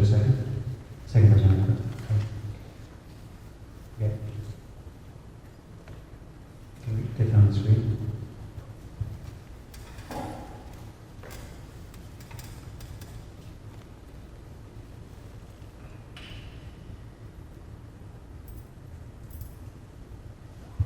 Discussion? Gary? And then, Hi, Brian. I'm just a little bit unsure because I have a couple different definitions in my mind. When you say boardwalks, I mean, I'm thinking New Jersey boardwalks, and I'm not thinking that's what you're thinking, but maybe we could define that a little more clearly or a little broader. The idea that I had was looking at kind of in Wailea resorts where it's a walking path that people have access to, they get something to the beach, but it's more kind of a controlled walkway so that people are kind of directed versus just kind of wandering in and out. Great. Which really coming to like Cody's point of making sure we're protecting the ground cover and so that people just don't start dragging stuff. So they have access points and then a place to actually walk. Thank you, because I think that's would be much closer to what I was hoping you were going to say. I happen to live along the ENU Beach Reserve, which has had a really nice plan put together for it by Penny Levine, who outlined the concept of walkable reserve, and she was.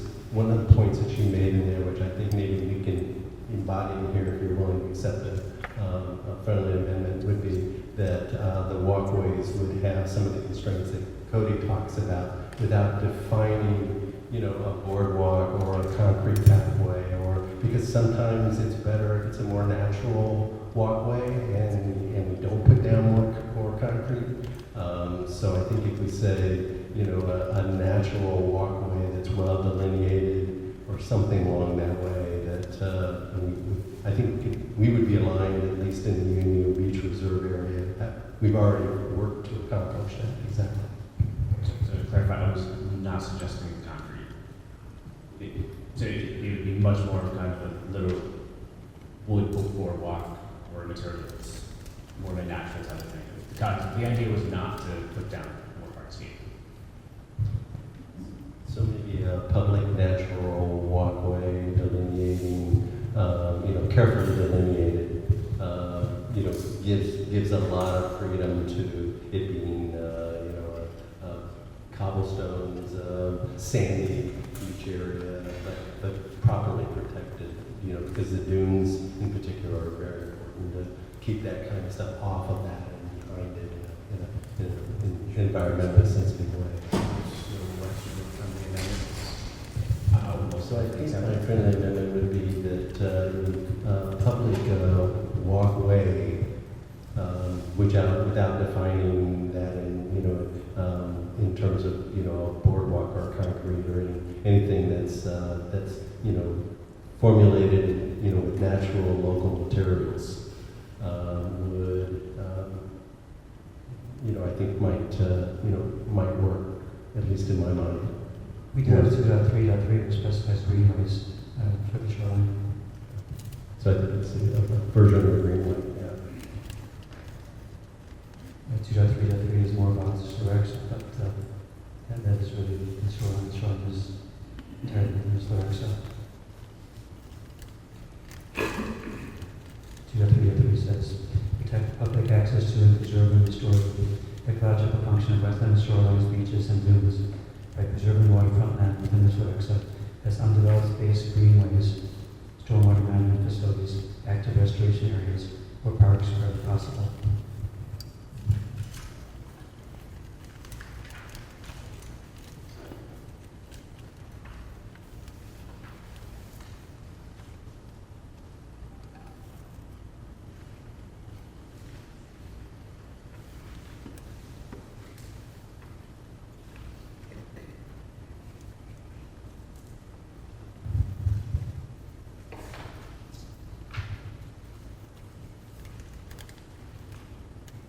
So what's your final offer?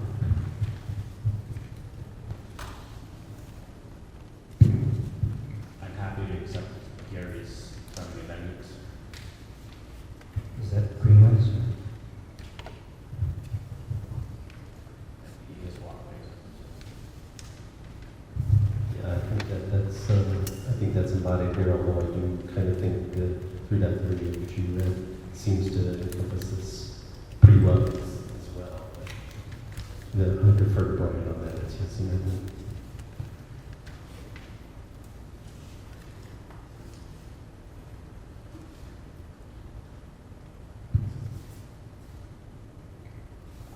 Say to a vote to be, I don't think it's my decision, I simply put it out as a motion for discussion.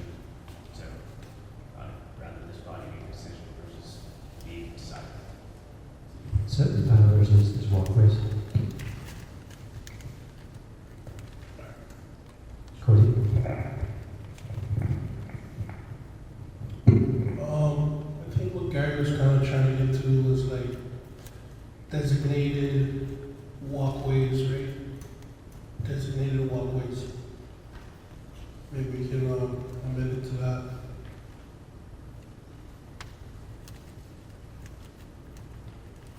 Because like for our project area, you know, we've talked about doing boardwalks, which is, you know, kind of going into the right direction.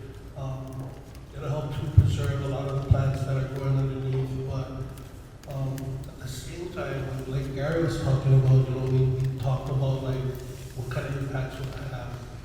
You know, so in a windblown sand area, how is that gonna impact the sand that is trying to move along the area as well? How are things gonna grow underneath it? How is that gonna affect the growth of all the plants? So, you know, it's a topic of discussion, but I do think where we are right now, we've kind of come to that same premise where it's like, create these designated walkways and begin to teach the community about the importance of our sand dunes, of our native plants, so that it becomes more of a knowledgeable thing, right? So yeah, I would think that would be a good amendment, maybe designated walkways, if that fits into the policy. Right, okay, further discussion? Any objections? Okay, adopted this additional policy. Now can we start on Daniel's proposals?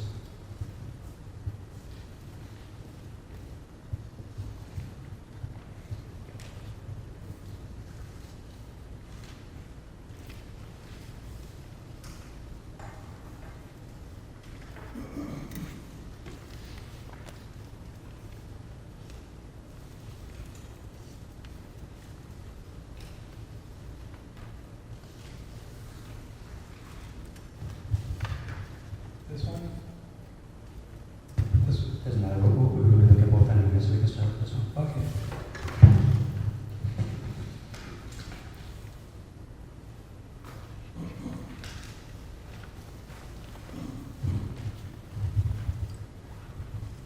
So, yeah, if you go to page 32 of the, text.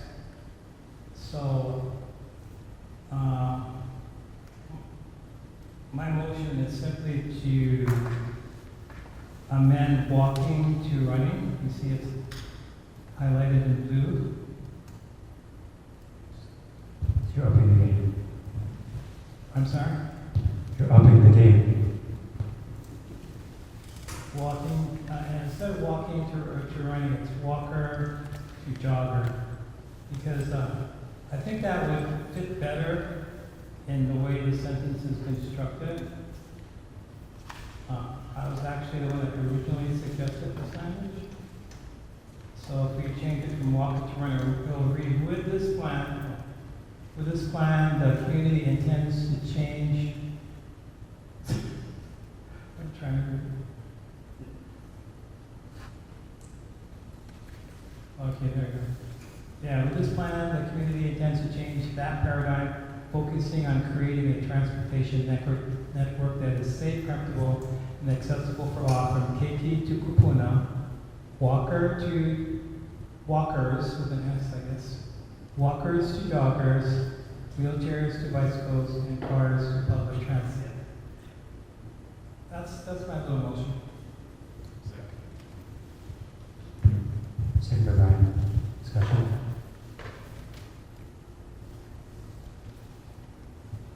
Any objections? Okay, adopt that addition. Can I make a motion that we just accept everything that Daniel has proposed for the agenda items C1 to C4 that is on this page for page 32 through page 50? Is there a second?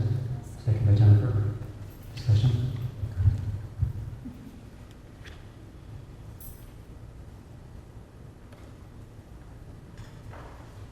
Any objections? Adopt those changes. Quotes 2.1 through 2.4. Then we have some policy recommendations. First, you have a question.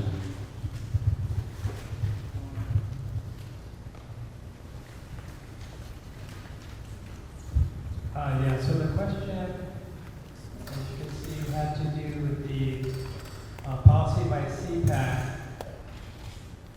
require all property Maka Peony Highway to be developed with a 150-foot landscape setback to obscure development from highway view. So the question is, where does that setback begin? At what point? Is it the center line of the highway? Or is it the right-of-way? It'll make a difference depending on where it starts. So what typically is the starting point of a setback?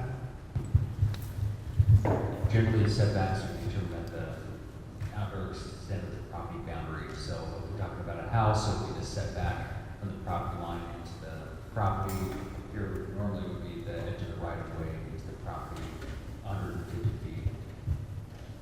So we're talking about the highway, Peony Highway. Yes. So the setback would be from the right-of-way? Edge of the right-of-way is typical. Okay. So I just want to make sure we have that understanding. That's what. Okay, then we have a bunch of motions to amend policies. Okay. So 2.1.11. So the words that are in uppercase are the what I want to amend. So motion to amend 2.111 to read, require the completion of the planned north-south collector road and adjacent multi-path that will improve travel through, and then add through and out of Kihei. Is there a second? Second by Brian. Discussion?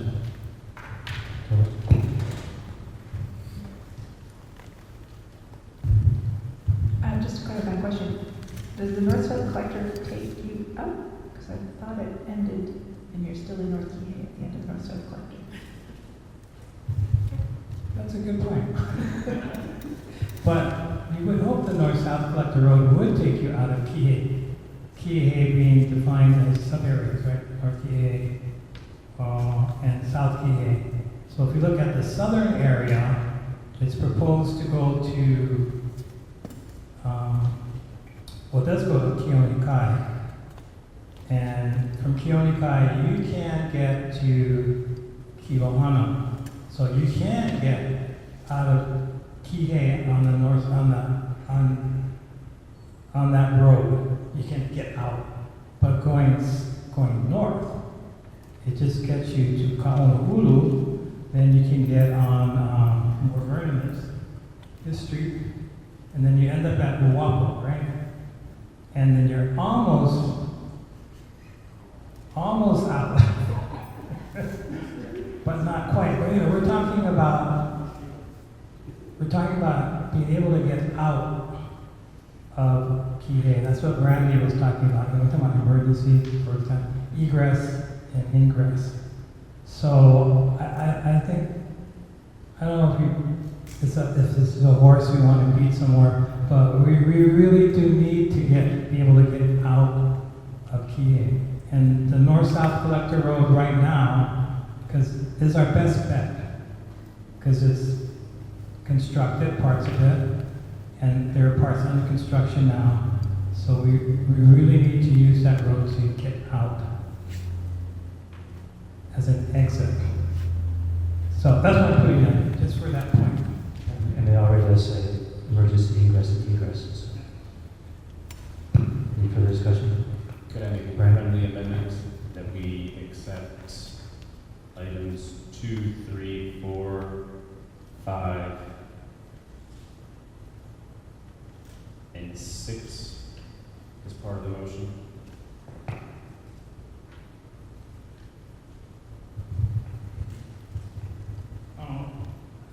I took that as a friendly amendment. And since I seconded it, I'm going to accept it too. Any discussion? Brennan? So the north-south collector road went in at Oahu. Is it okay with this body we can put language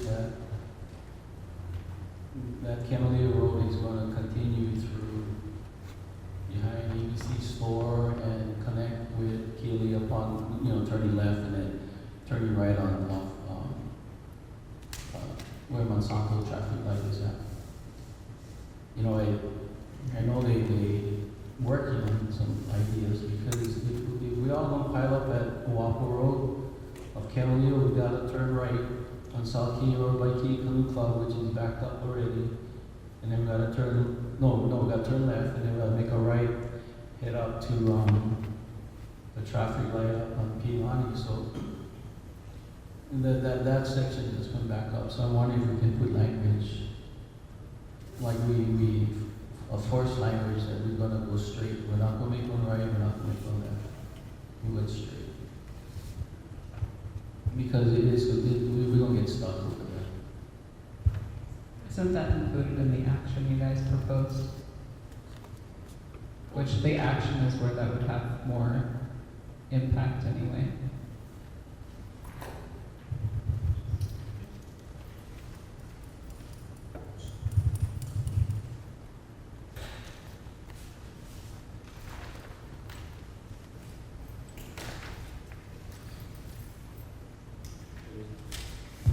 Further discussion? Any objections to adopting these motions 2 through 6? We adopt motions 2 through 6. So again, this document. Moving on. 7 through 14.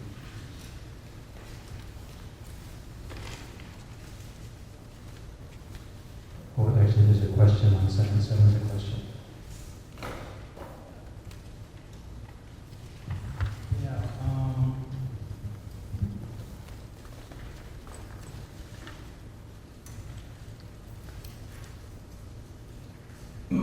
The question comes from comparing the original policy language that we amended to the lower sentence is original, and the upper one is where we amended it. So, what is this policy trying to achieve versus the original draft policy? So the policy as it stands now is to increase the inventory of long-term housing units, whether owner-occupied or long-term rental, and whether single-family or multifamily, by not increasing vacation rentals outside of hotel or resort business zones. So what we basically did was we deleted, if you look at the bottom paragraph, we deleted by phasing out and converting existing vacation rentals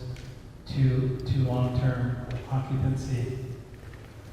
So if the goal is to increase the inventory, you have two ways of doing that, right? You can, as we said, not increase vacation rentals outside of the hotel or resort business zoning, but you can also do it by converting existing vacation rentals to long-term occupancy.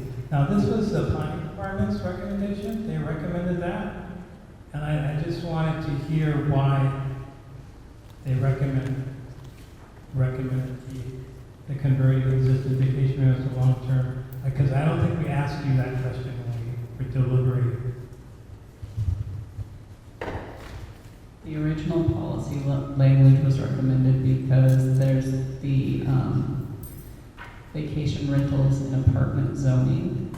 That is a lot of the vacation rental inventory in South Maui that people think of as illegal vacation rentals. They are legally vacation rentals without a permit. There has been different county actions to attempt to decrease them, but having a policy like this could help the county council make their case when they propose language to phase out vacation rentals in apartment zoning. Whereas the amended language is basically just saying don't build vacation rentals where vacation rentals are not allowed.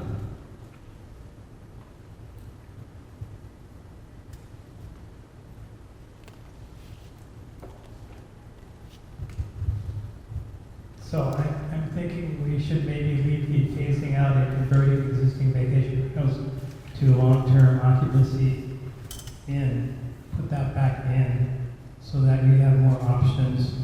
Are we talking about including the Minatoya vacation rentals? Is that part of this? The Minatoya list would be what is the apartment zoned vacation rentals.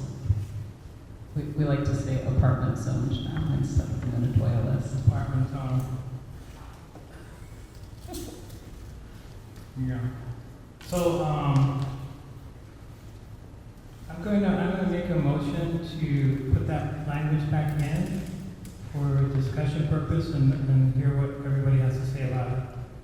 So I'd like to make a motion to put the last part in by phasing out and converting existing vacation rentals to long-term occupancy. That's my motion. Is there a second? Pardon? Wouldn't it be a friendly amendment because we put a motion out to discuss 7 through 13? I don't think there was a motion for a second on that, so.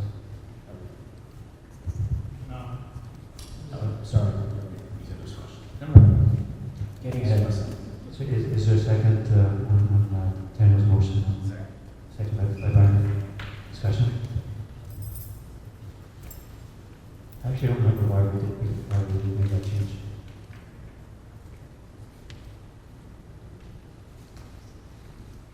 Any further discussion? Any objections? Okay, adopting the original policy language for Tuesday, the 25th. Now, if you'd like to, Brian. I'd like to make a motion to accept motion, or items 8, 9, there's 2 9s. So 8, 9, 9, 10, 11, 12, and 13. How about 14? What do you have? Oh, and we'll just add 14. Is there a second by Daniel? Discussion? I think we need to figure out why there are 2 9s. I think we need to figure out why there are 2 9s. Just kidding. Didn't we have 2 105s last week? So being consistent. Oh, that's right. Okay. It's a syndrome.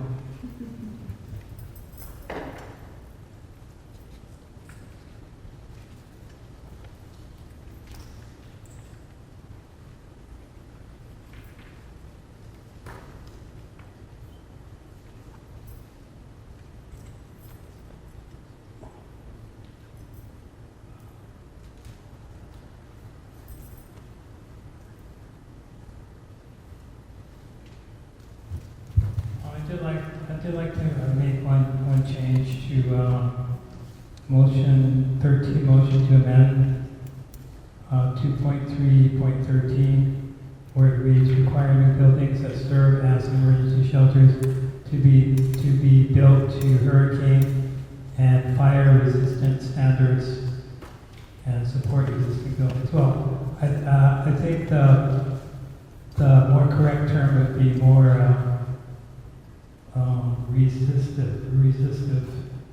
not resistant, but resistive would be more accurate. To fire resistant.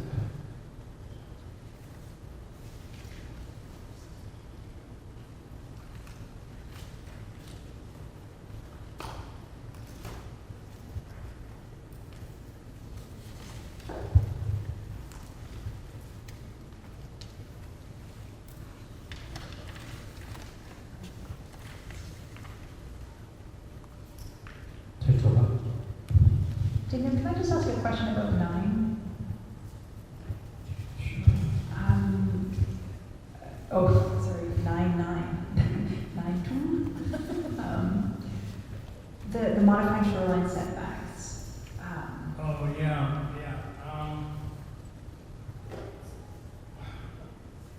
Shall I ask my question, or Yeah, should go you want to ahead. just I'm fine either way. Well, I guess I was wondering, because shoreline setbacks are something that's kind of set at the ordinance level by the county, looking at planning for confirmation. And also, I was wondering a little bit about the language, because some of the uses mentioned here might work in a contradictory direction. There might be tourism industry reasons why you would want less than a setback, while there might be natural shoreline issues requiring you to provide more. Sure. I'm just wondering what your thought process. I guess maybe modify is not, maybe it's, I don't know, I don't believe there aren't any shoreline setbacks. Shoreline setbacks are the purview of the Maui Planning Commission, and that is Corporation Council who determines, see that specifically. Yeah, I mean,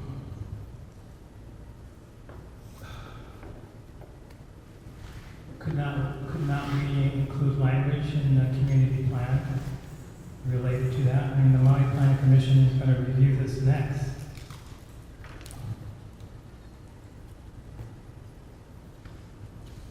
Anyway, to answer Toba's question, I think the idea was that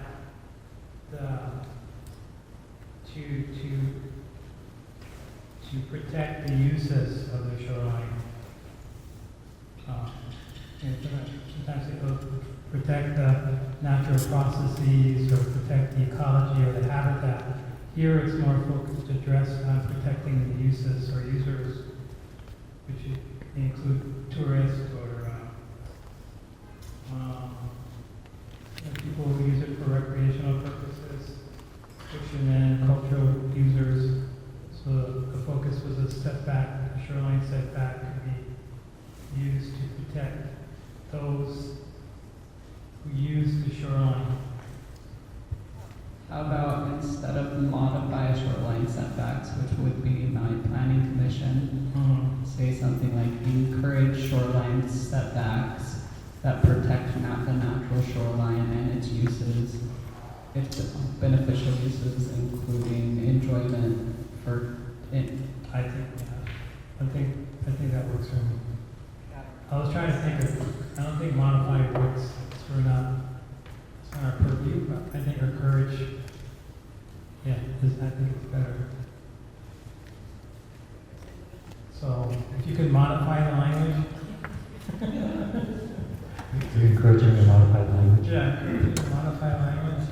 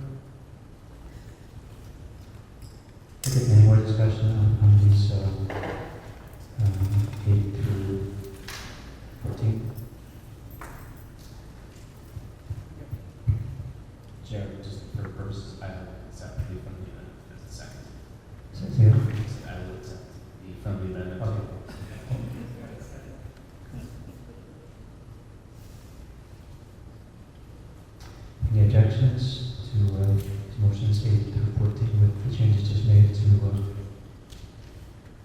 the second number 9? Right? David, didn't you say you had a comment or something?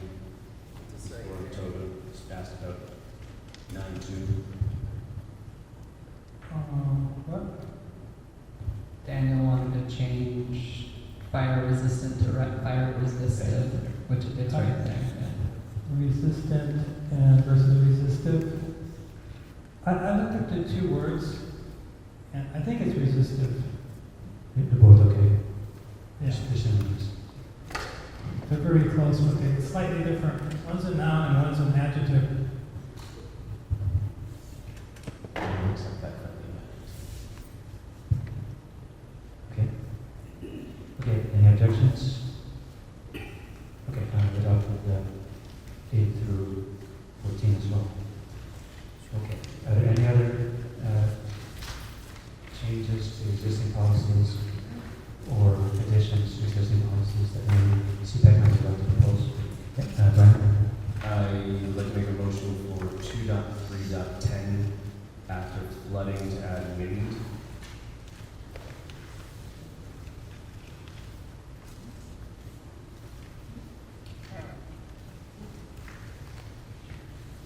Check to add what after flooding?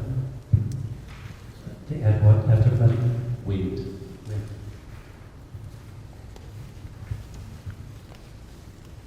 So we have sea level rise, flooding, wildfires, thunderstorms, and tsunamis. That's adding wind.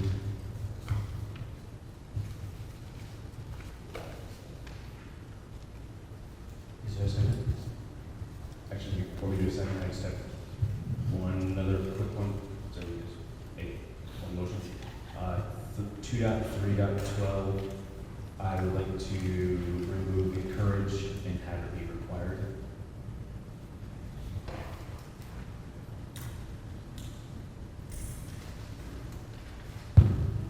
What? Those are so different, so I'm just make them separate motions and we can get them pretty quickly anyway. Is there a second for the first one?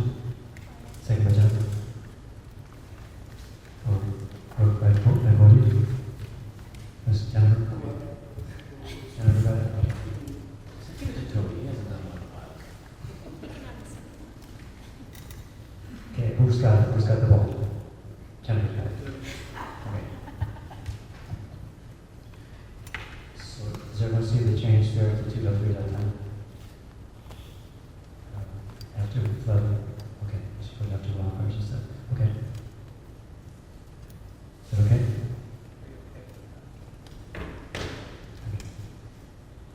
Any objections? Okay, about that change to 2.3.10. Okay, then now we have 2.3.12, replacing encourage with required. Correct. Is there a second? Yep. Second by Cody. Discussion?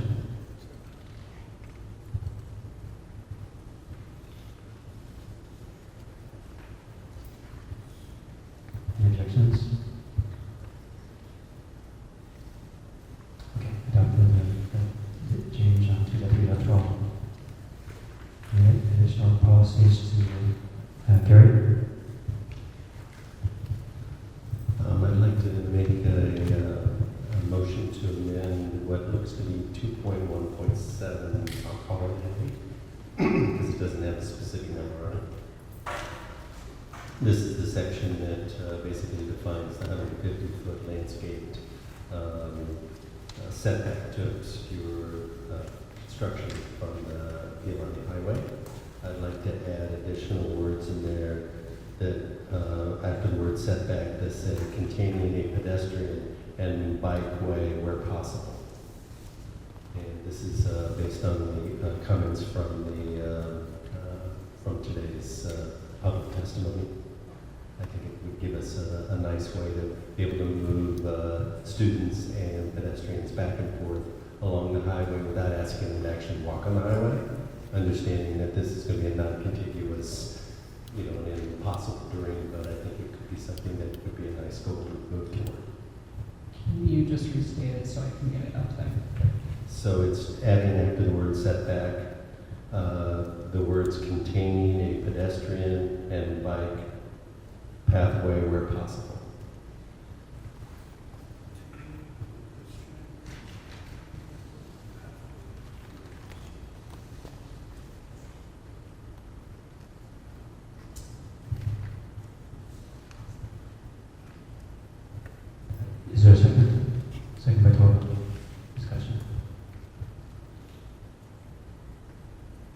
Any objections? Okay, for that, addition to, set the setback. Can I just put that at the end of the sentence instead, so it flows better? That's fine with me. Okay, any additional policy changes or additions? Daniel?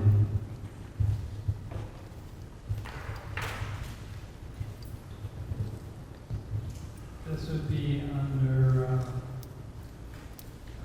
2.4 policies, 2.4.1. This is the first policy.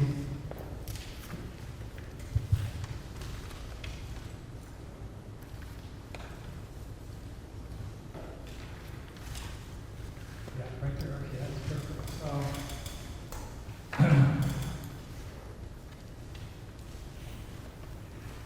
So I'm going to, I'd like to make a motion to add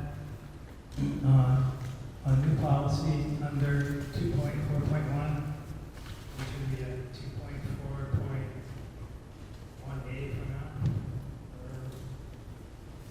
And it would be to, the policy would be preserve shoreline with buffers. Very similar to 2.4.1.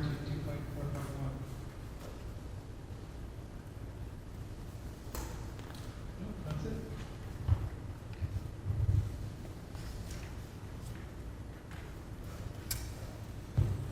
Is that different from setbacks?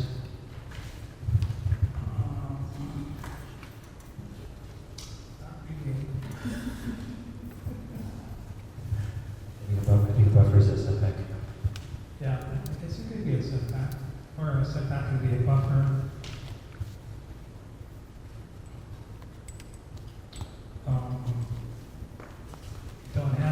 We don't have setbacks right now. We'll just adopt a motion to encourage them. Oh, we could encourage, okay. I'll just leave it as it is, that's my motion, so. Okay, is there a second? Okay, and moving on, is any additional policies? Daniel? To policy 2.4.5A and policy 2.4.5B, I would like to add at the to the last sentence of each, Palawea culture.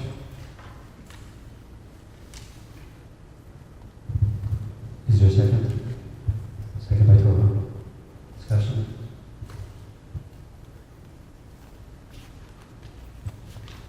Any objections? Okay, we talked about, we added goes to those two. Therefore, a 5A and 2.4.5B. Chair, Question? it's for planning. My apologies, I forgot to note where it is. The expansion of the Pilani Highway, was that an action?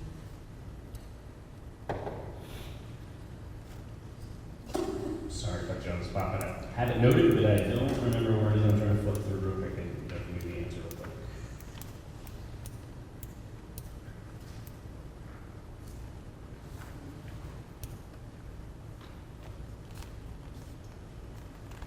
Yeah, my recollection is we weren't able to come to an agreement on that. We discussed it a really long time, never reached an agreement. Right, which is why I want to bring it back up. I just didn't know if it was policy or action, so I don't want to write the wrong section. Could be either or both. As a policy, I think you were trying to include it to require it for development south of, yeah. So it's probably more of an action now. If you're trying to have the county, and well, the county would be the one, which the county would not be responsible for that, because it's a state highway. So it can be a policy. It was just challenging to get passed. I'd like to read minutes. I just don't remember which one it is. I think we had the updated version, so took that out.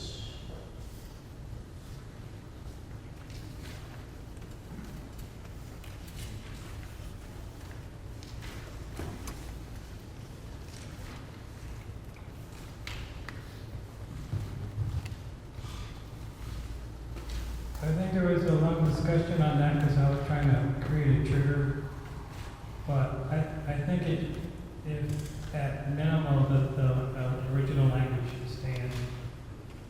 Yeah, and it's found in the Key County Community Plan. Just, yeah. I know, I agree with Brian, whether it's in the policy or the action, I think it should be brought up. Again, my apologies for not knowing where it was, just because we had talked about it, or I wanted to talk about it. I'm pretty sure that would be in the 2.1 policy section.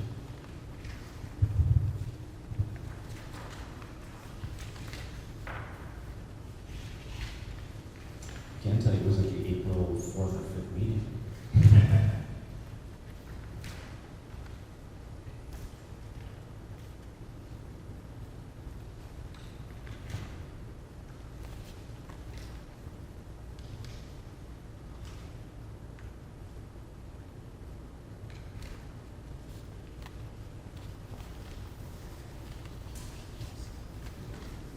You have some sample language.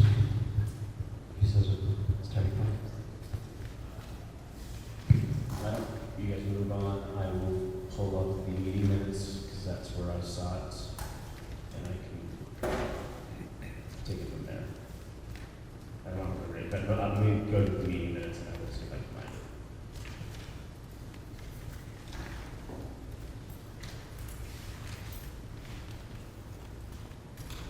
Okay, any other proposals or suggestions for, any other motions for amending or adding to policies?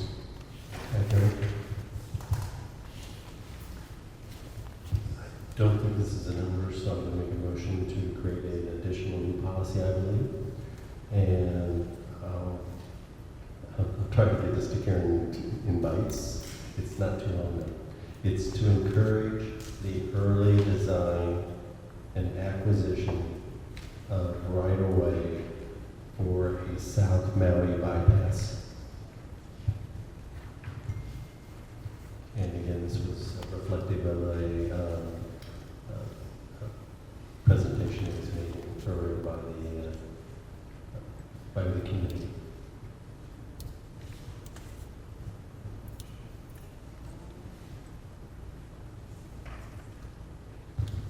Can you restate it? And I think that might be an action.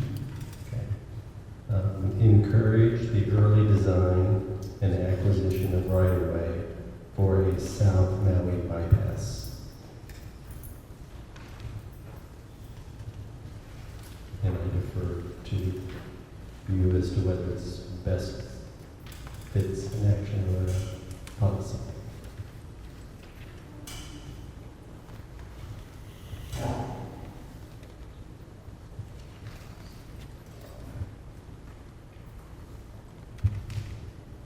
That would, you can make a policy to support an action, like the action could say, design the South Maui bypass. There is actually an action that is the action and policy that's very similar, because there's a policy for defining the right of way before the Mauka area is developed. And then there's an action that, well, there's one that says to how to do it, and there's the other one that says to support that once it's done. So it's like to make it so they can't develop the right of way. And if you give me a minute, I can find it. Okey-doke.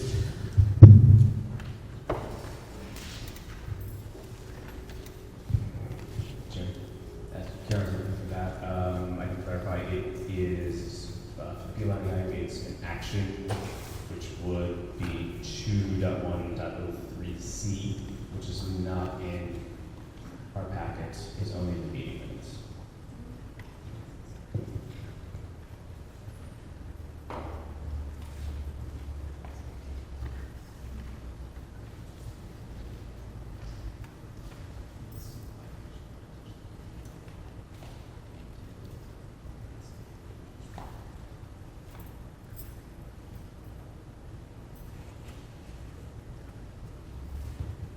It is not in your packet because no action is taken at that meeting.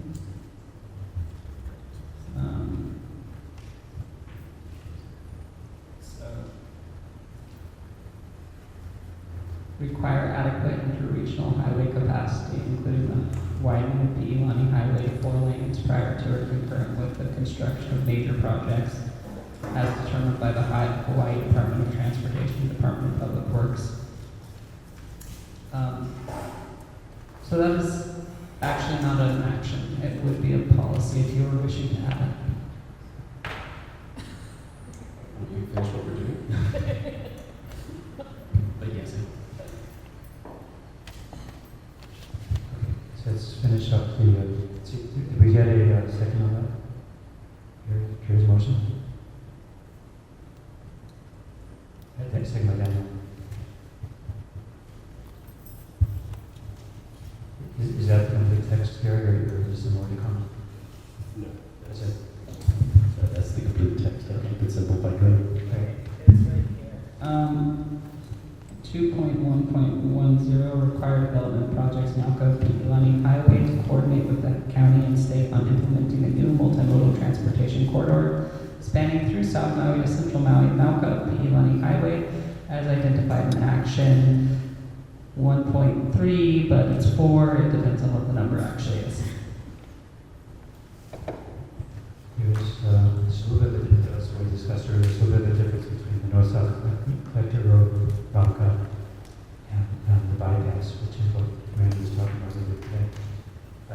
Bypass is more like what's in the Maui Island plan. Gary, are you referring to the bypass one? I'm referring to the bypass. I think that it's somewhat separate. Yeah, it's separate.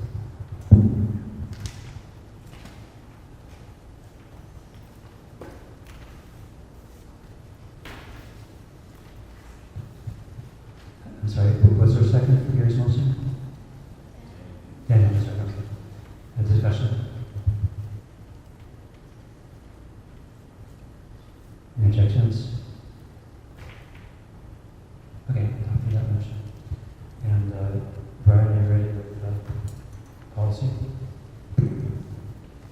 I would like to make a motion to accept to create a policy based on the language that Karen just read to us about expanding the Ilani Highway, which was previously action 1.03C that no action was taken on.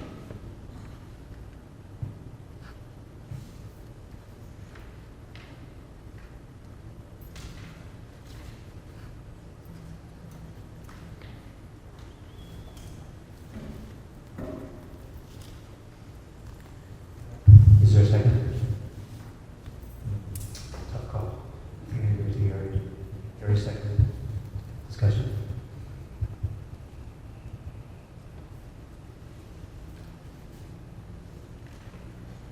Any objections? Okay, adopted that language on widening the Ilani Highway. Should we take a 5-minute break? Actually, no, we have 25 minutes left of the meeting, so just for John, okay. Okay, any other suggestions for requests for new policies or changes to existing ones? Daniel? I'd like to revisit policy 2.5.7.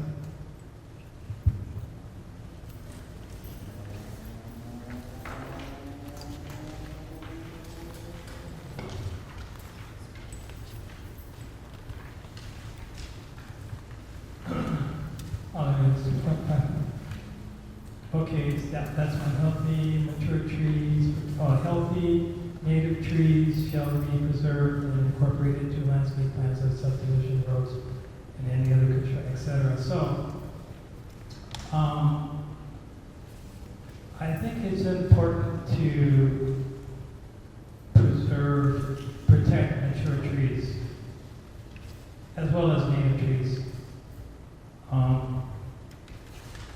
So my motion would be to put back mature trees. If a tree has been around for a long time, and it's an old growth tree, say a big monkey pod tree, which we have, along our roadways, I think we should try to protect those because they're kupuna too. I know the second, so we can have discussion. Okay. Yeah, so my motion is to put back mature trees. That the part was scratched out. Mature trees, particularly when. Okay. Is there a second? Second by Brandon. Discussion? Yeah, Doug, you made a cut shot. I just want to make sure we got that. Any objections? Okay, added back mature trees, particularly 2.5.7. Cody?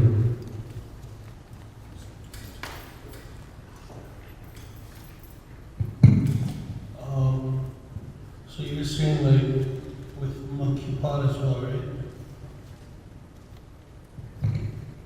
I'm sorry, Cody, could you hear me? Did you say monkey pod trees as well? I did, yeah. So my only concern would be Even big mango trees or even big ulu trees that could be threatened by development or redevelopment and maybe shouldn't be cut down. Or we should consider them along with native trees, especially if they've been around a long time. all right.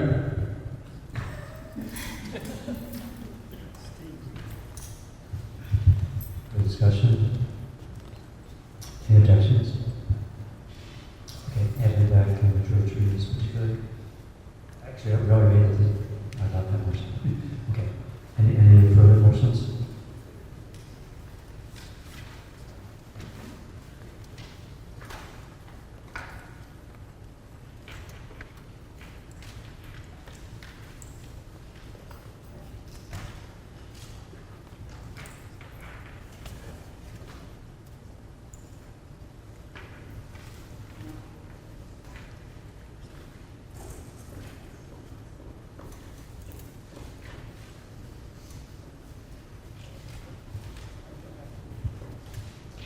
Okay, mention this, the policies at this time, and offering testimony, public testimony on new actions. Item D on the agenda. We have the testifiers on item D, new actions.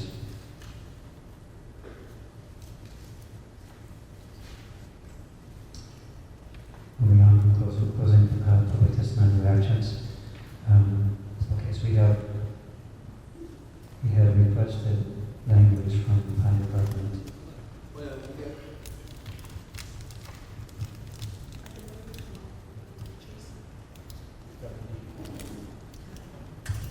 He's on.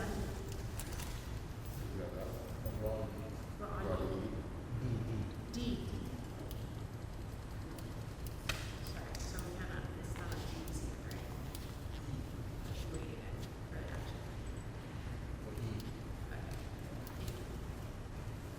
Okay. It's just the new language.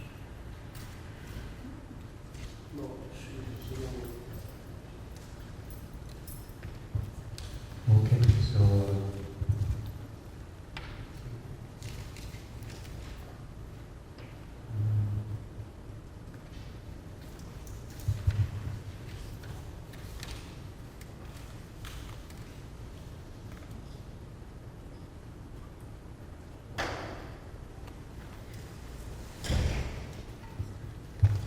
how about we start with the new action language for 2.2. 1, 2, 3, 4, 5. Some of the workshop from those. accept all proposed new actions for 2.2. Is there a second? Second by Jennifer.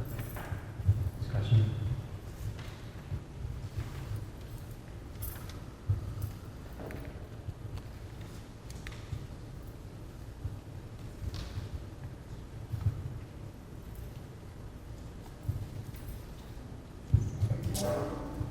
Brian? Quick question for planning. Do we need to rank the priority for these? Or do we have to wait for the motion to get done and then do that, or do that until the day? I would go with accepting the motions before ranking them. And yeah, revisiting the ranking. Discussion? Daniel?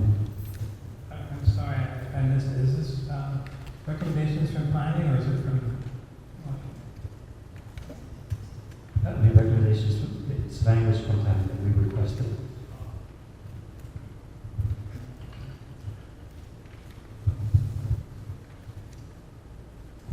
I'll read them out loud. These were items that came up during your meetings, and Brian was kind enough to send me the notes that he had gotten requests. And we also had Janessa go through the minutes and check if there were any requests.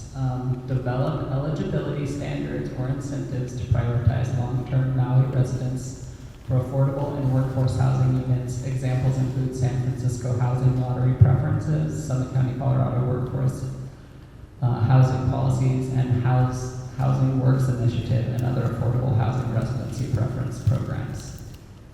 And the second one is develop and implement a comprehensive affordable housing program to secure existing and future affordable housing stock with deed restrictions in perpetuity. And number 3 is work with the hospitality industry to develop green initiatives to limit waste and reduce their carbon footprint. For example, composting waste and sourcing products locally. 4, work with hotels to provide affordable, convenient transportation options for visitors, including shuttles to and from the airport and key destinations near the hotel. 5, create a tax structure that incentivizes owners to rent or redevelop vacant commercial spaces.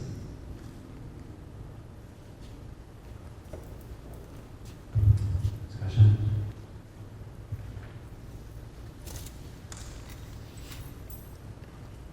Any objections? Okay, we have adopted the 5 new actions under goal 2.2. And the 2 left, so.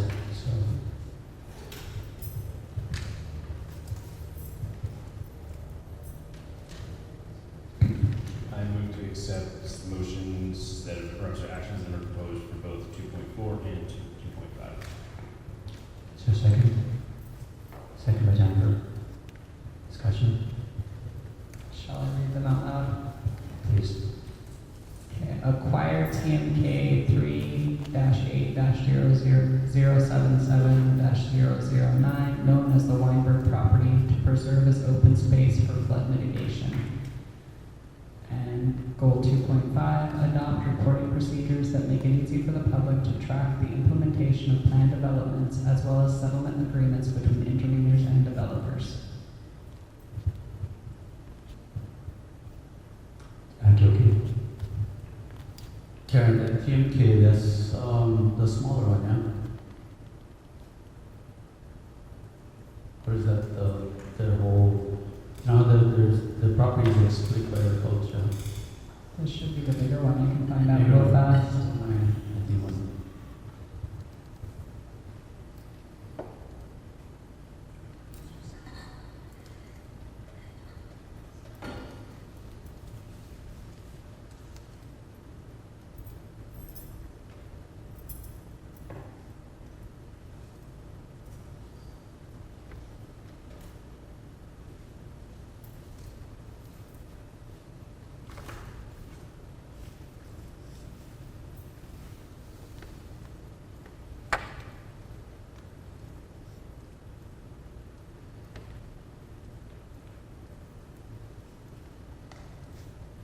That's the big one.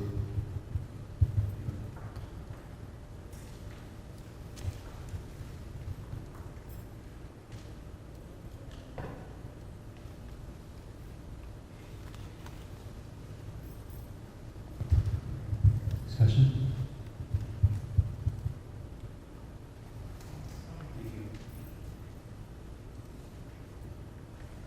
Any objections? Okay, we adopt those two additional actions. See, Daniel, did you have suggestions for actions as well? Okay. Yeah, let's look at those.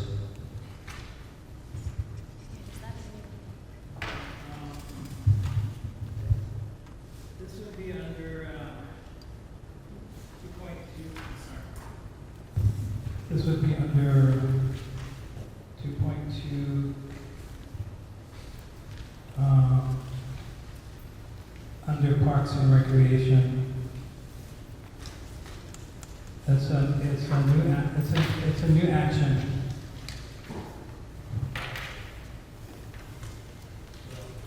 That would be page 124, 125.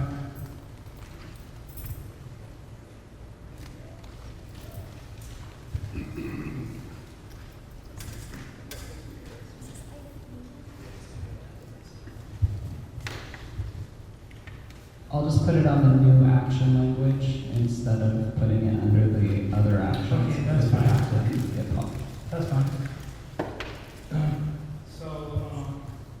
Let me know when you're ready. So it would be obtain funding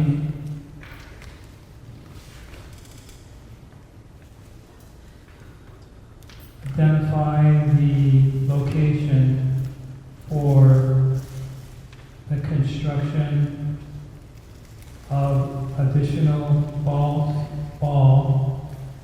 BALL fields, particularly for youth athletics like baseball.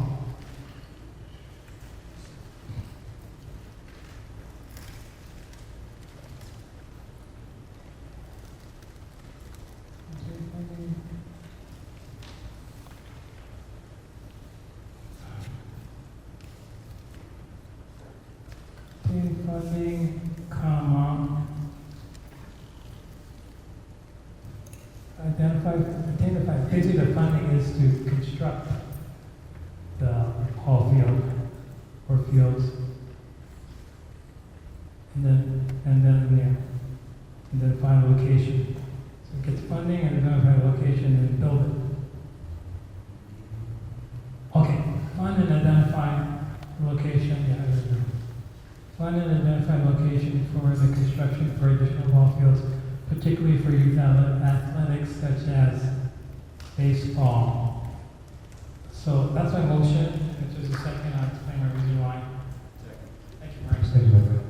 So we did have a testifier talk about the lack of space for teams to play at Kalama Park. It's like packed down there. And they can't use the South Maui District Park because the ball field there is dedicated for softball. So everybody who plays Little League has to line up to use that the Kalama fields.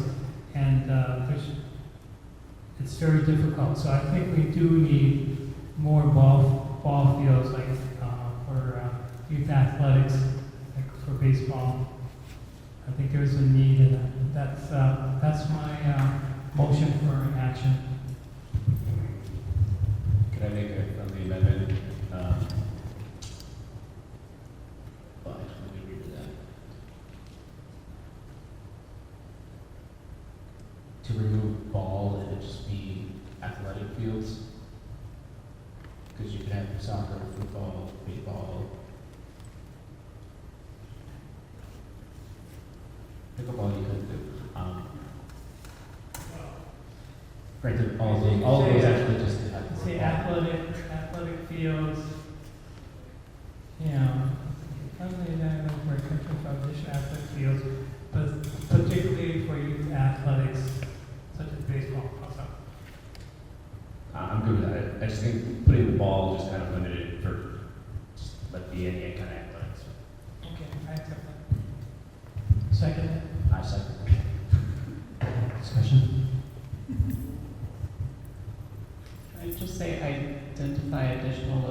renovations and the construction of additional athletic fields, because right now that's really weird at the beginning. So putting, Yeah, I'm happy to clean up the language. Basically, I want to see more athletic fields besides Kalama Park. And so that's my intention.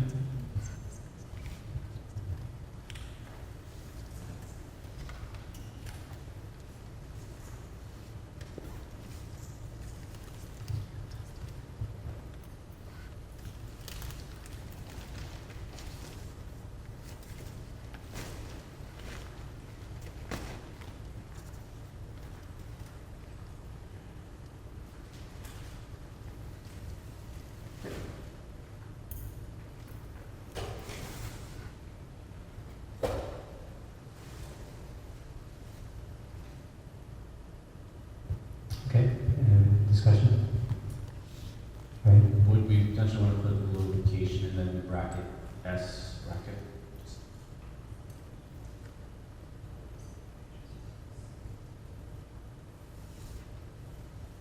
Just to go kind of Daniel's point of make sure that it's across the entire community, not just in one specified place.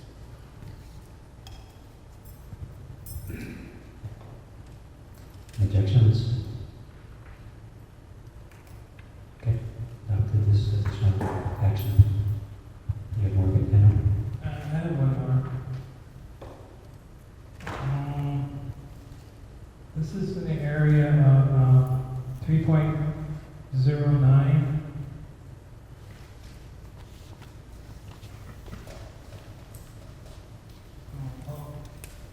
So it would be like 3.09A.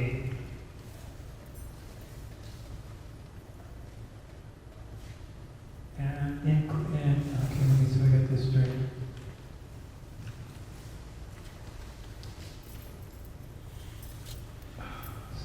Implement 2016 South Maui Community Wildfire Protection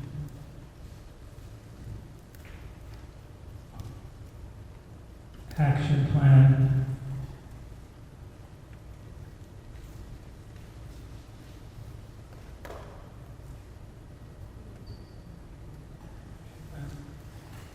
As found on pages 59 and 60. So I wonder would you want to combine that with 2.3.11, consult and apply the goals, objectives, and actions of the South Maui Community Wildfire Protection Plan and the Maui County Multi-Hazard Mitigation Plan update. Makes sense to me.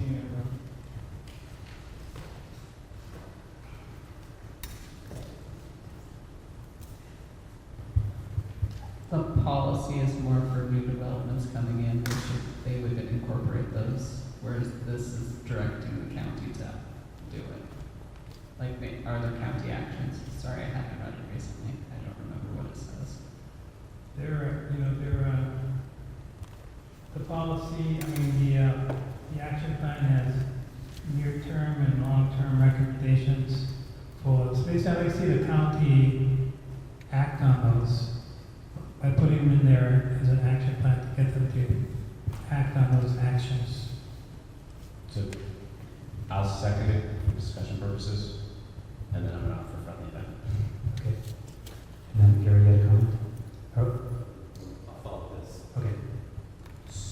Don't we have the July 2021 report on wildfire prevention and cost recovery on Maui that we probably want to leverage over the 2016?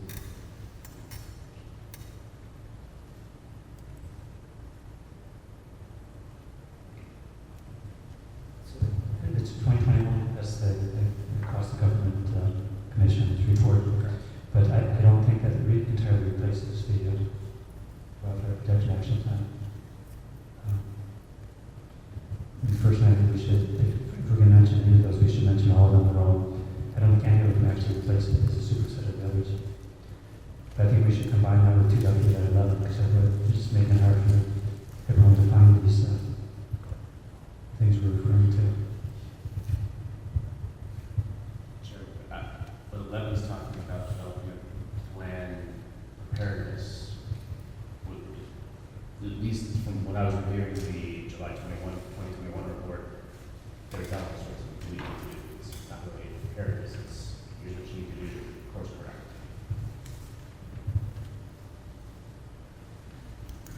In my mind, I see preparedness as building a plan.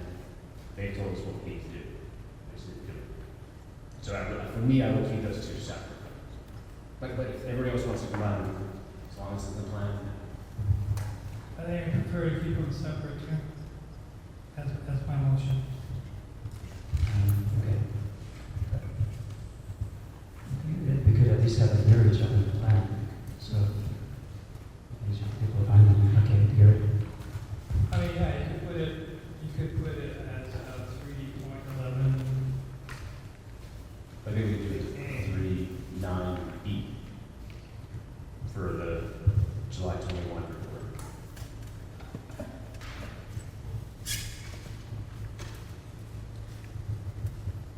So keep yours and then do 309 July 21. Report on wildfire prevention and cost recovery on that. To be review and implement that plan. But I think they have to finish your motion first.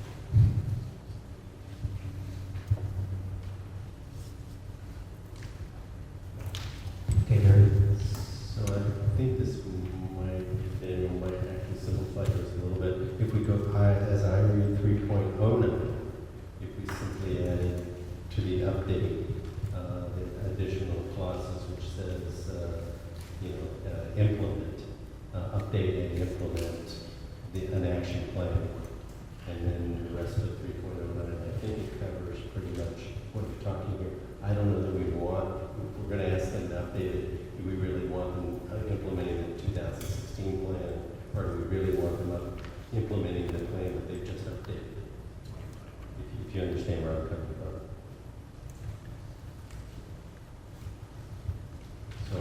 So my simple recommendation is to add to 3.09 after the word update and implement the plan. The current plan. Well, the update would modify I can give you a new plan. So it would be update the current plan and update the current 2016 plan and implement the new action plan from the update. I don't know. We have a plan right now, and I don't know how long it's going to be for the update, the 2016. I don't know anything about that, where they are in the update process. I think we should use the tool we have right now, and if we have a newer tool in the future, then use that when it's available. Okay, I see your point. I removed my thought.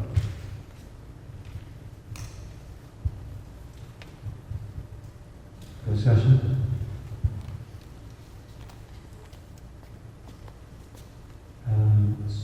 So what are we putting in the 3.09B?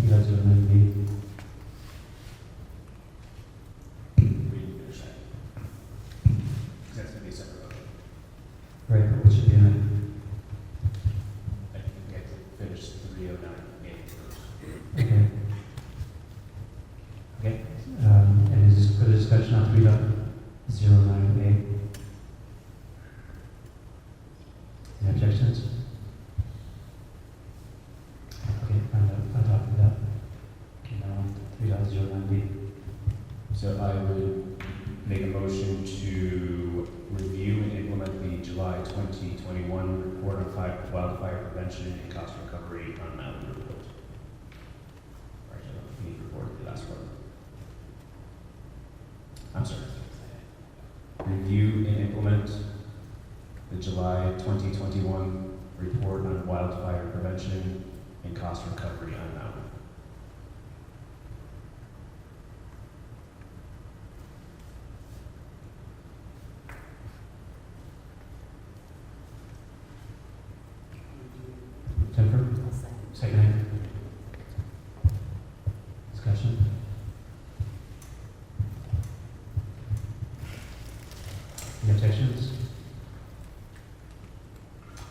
adopt that one. We are past our 8:30 deadline, so I don't want to say that we're done with actions because We're actually not. I have about a dozen that I did not have a chance to get over. Okay. So we will have more actions next week. Or whenever we reconvene. you actually never got to E, so you haven't even started the review of actions. You've only done the new actions that were proposed by the planning department. These are new actions. You can add more when you're doing the review. I'll send it to you. Okay. And again, modify. Sure. Young question. So, and then for Karen, so we get people here like testify for the E. Can we just do the testimonies if they want to, and then we can recess and carry in 3 weeks? Whenever. But at least, you know, if we can hear their testimonies for those waiting, if you can. Is Can we do that, Karen? members agreeable to At least hear the testimony? allowing testimony? I didn't. Okay, hearing no objections, you're welcome to the microphone.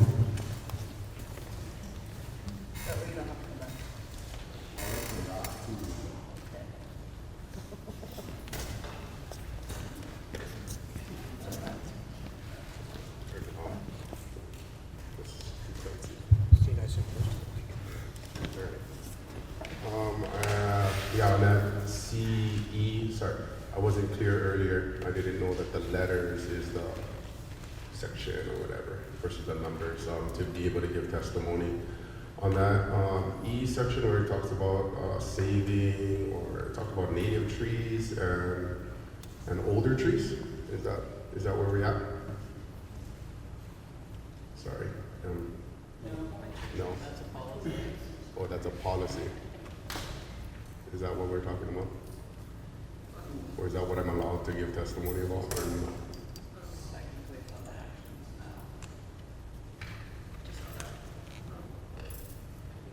Yeah. Good? What do you think? Chair? We're accepting testimony on actions now. The actions part. I don't know what that means.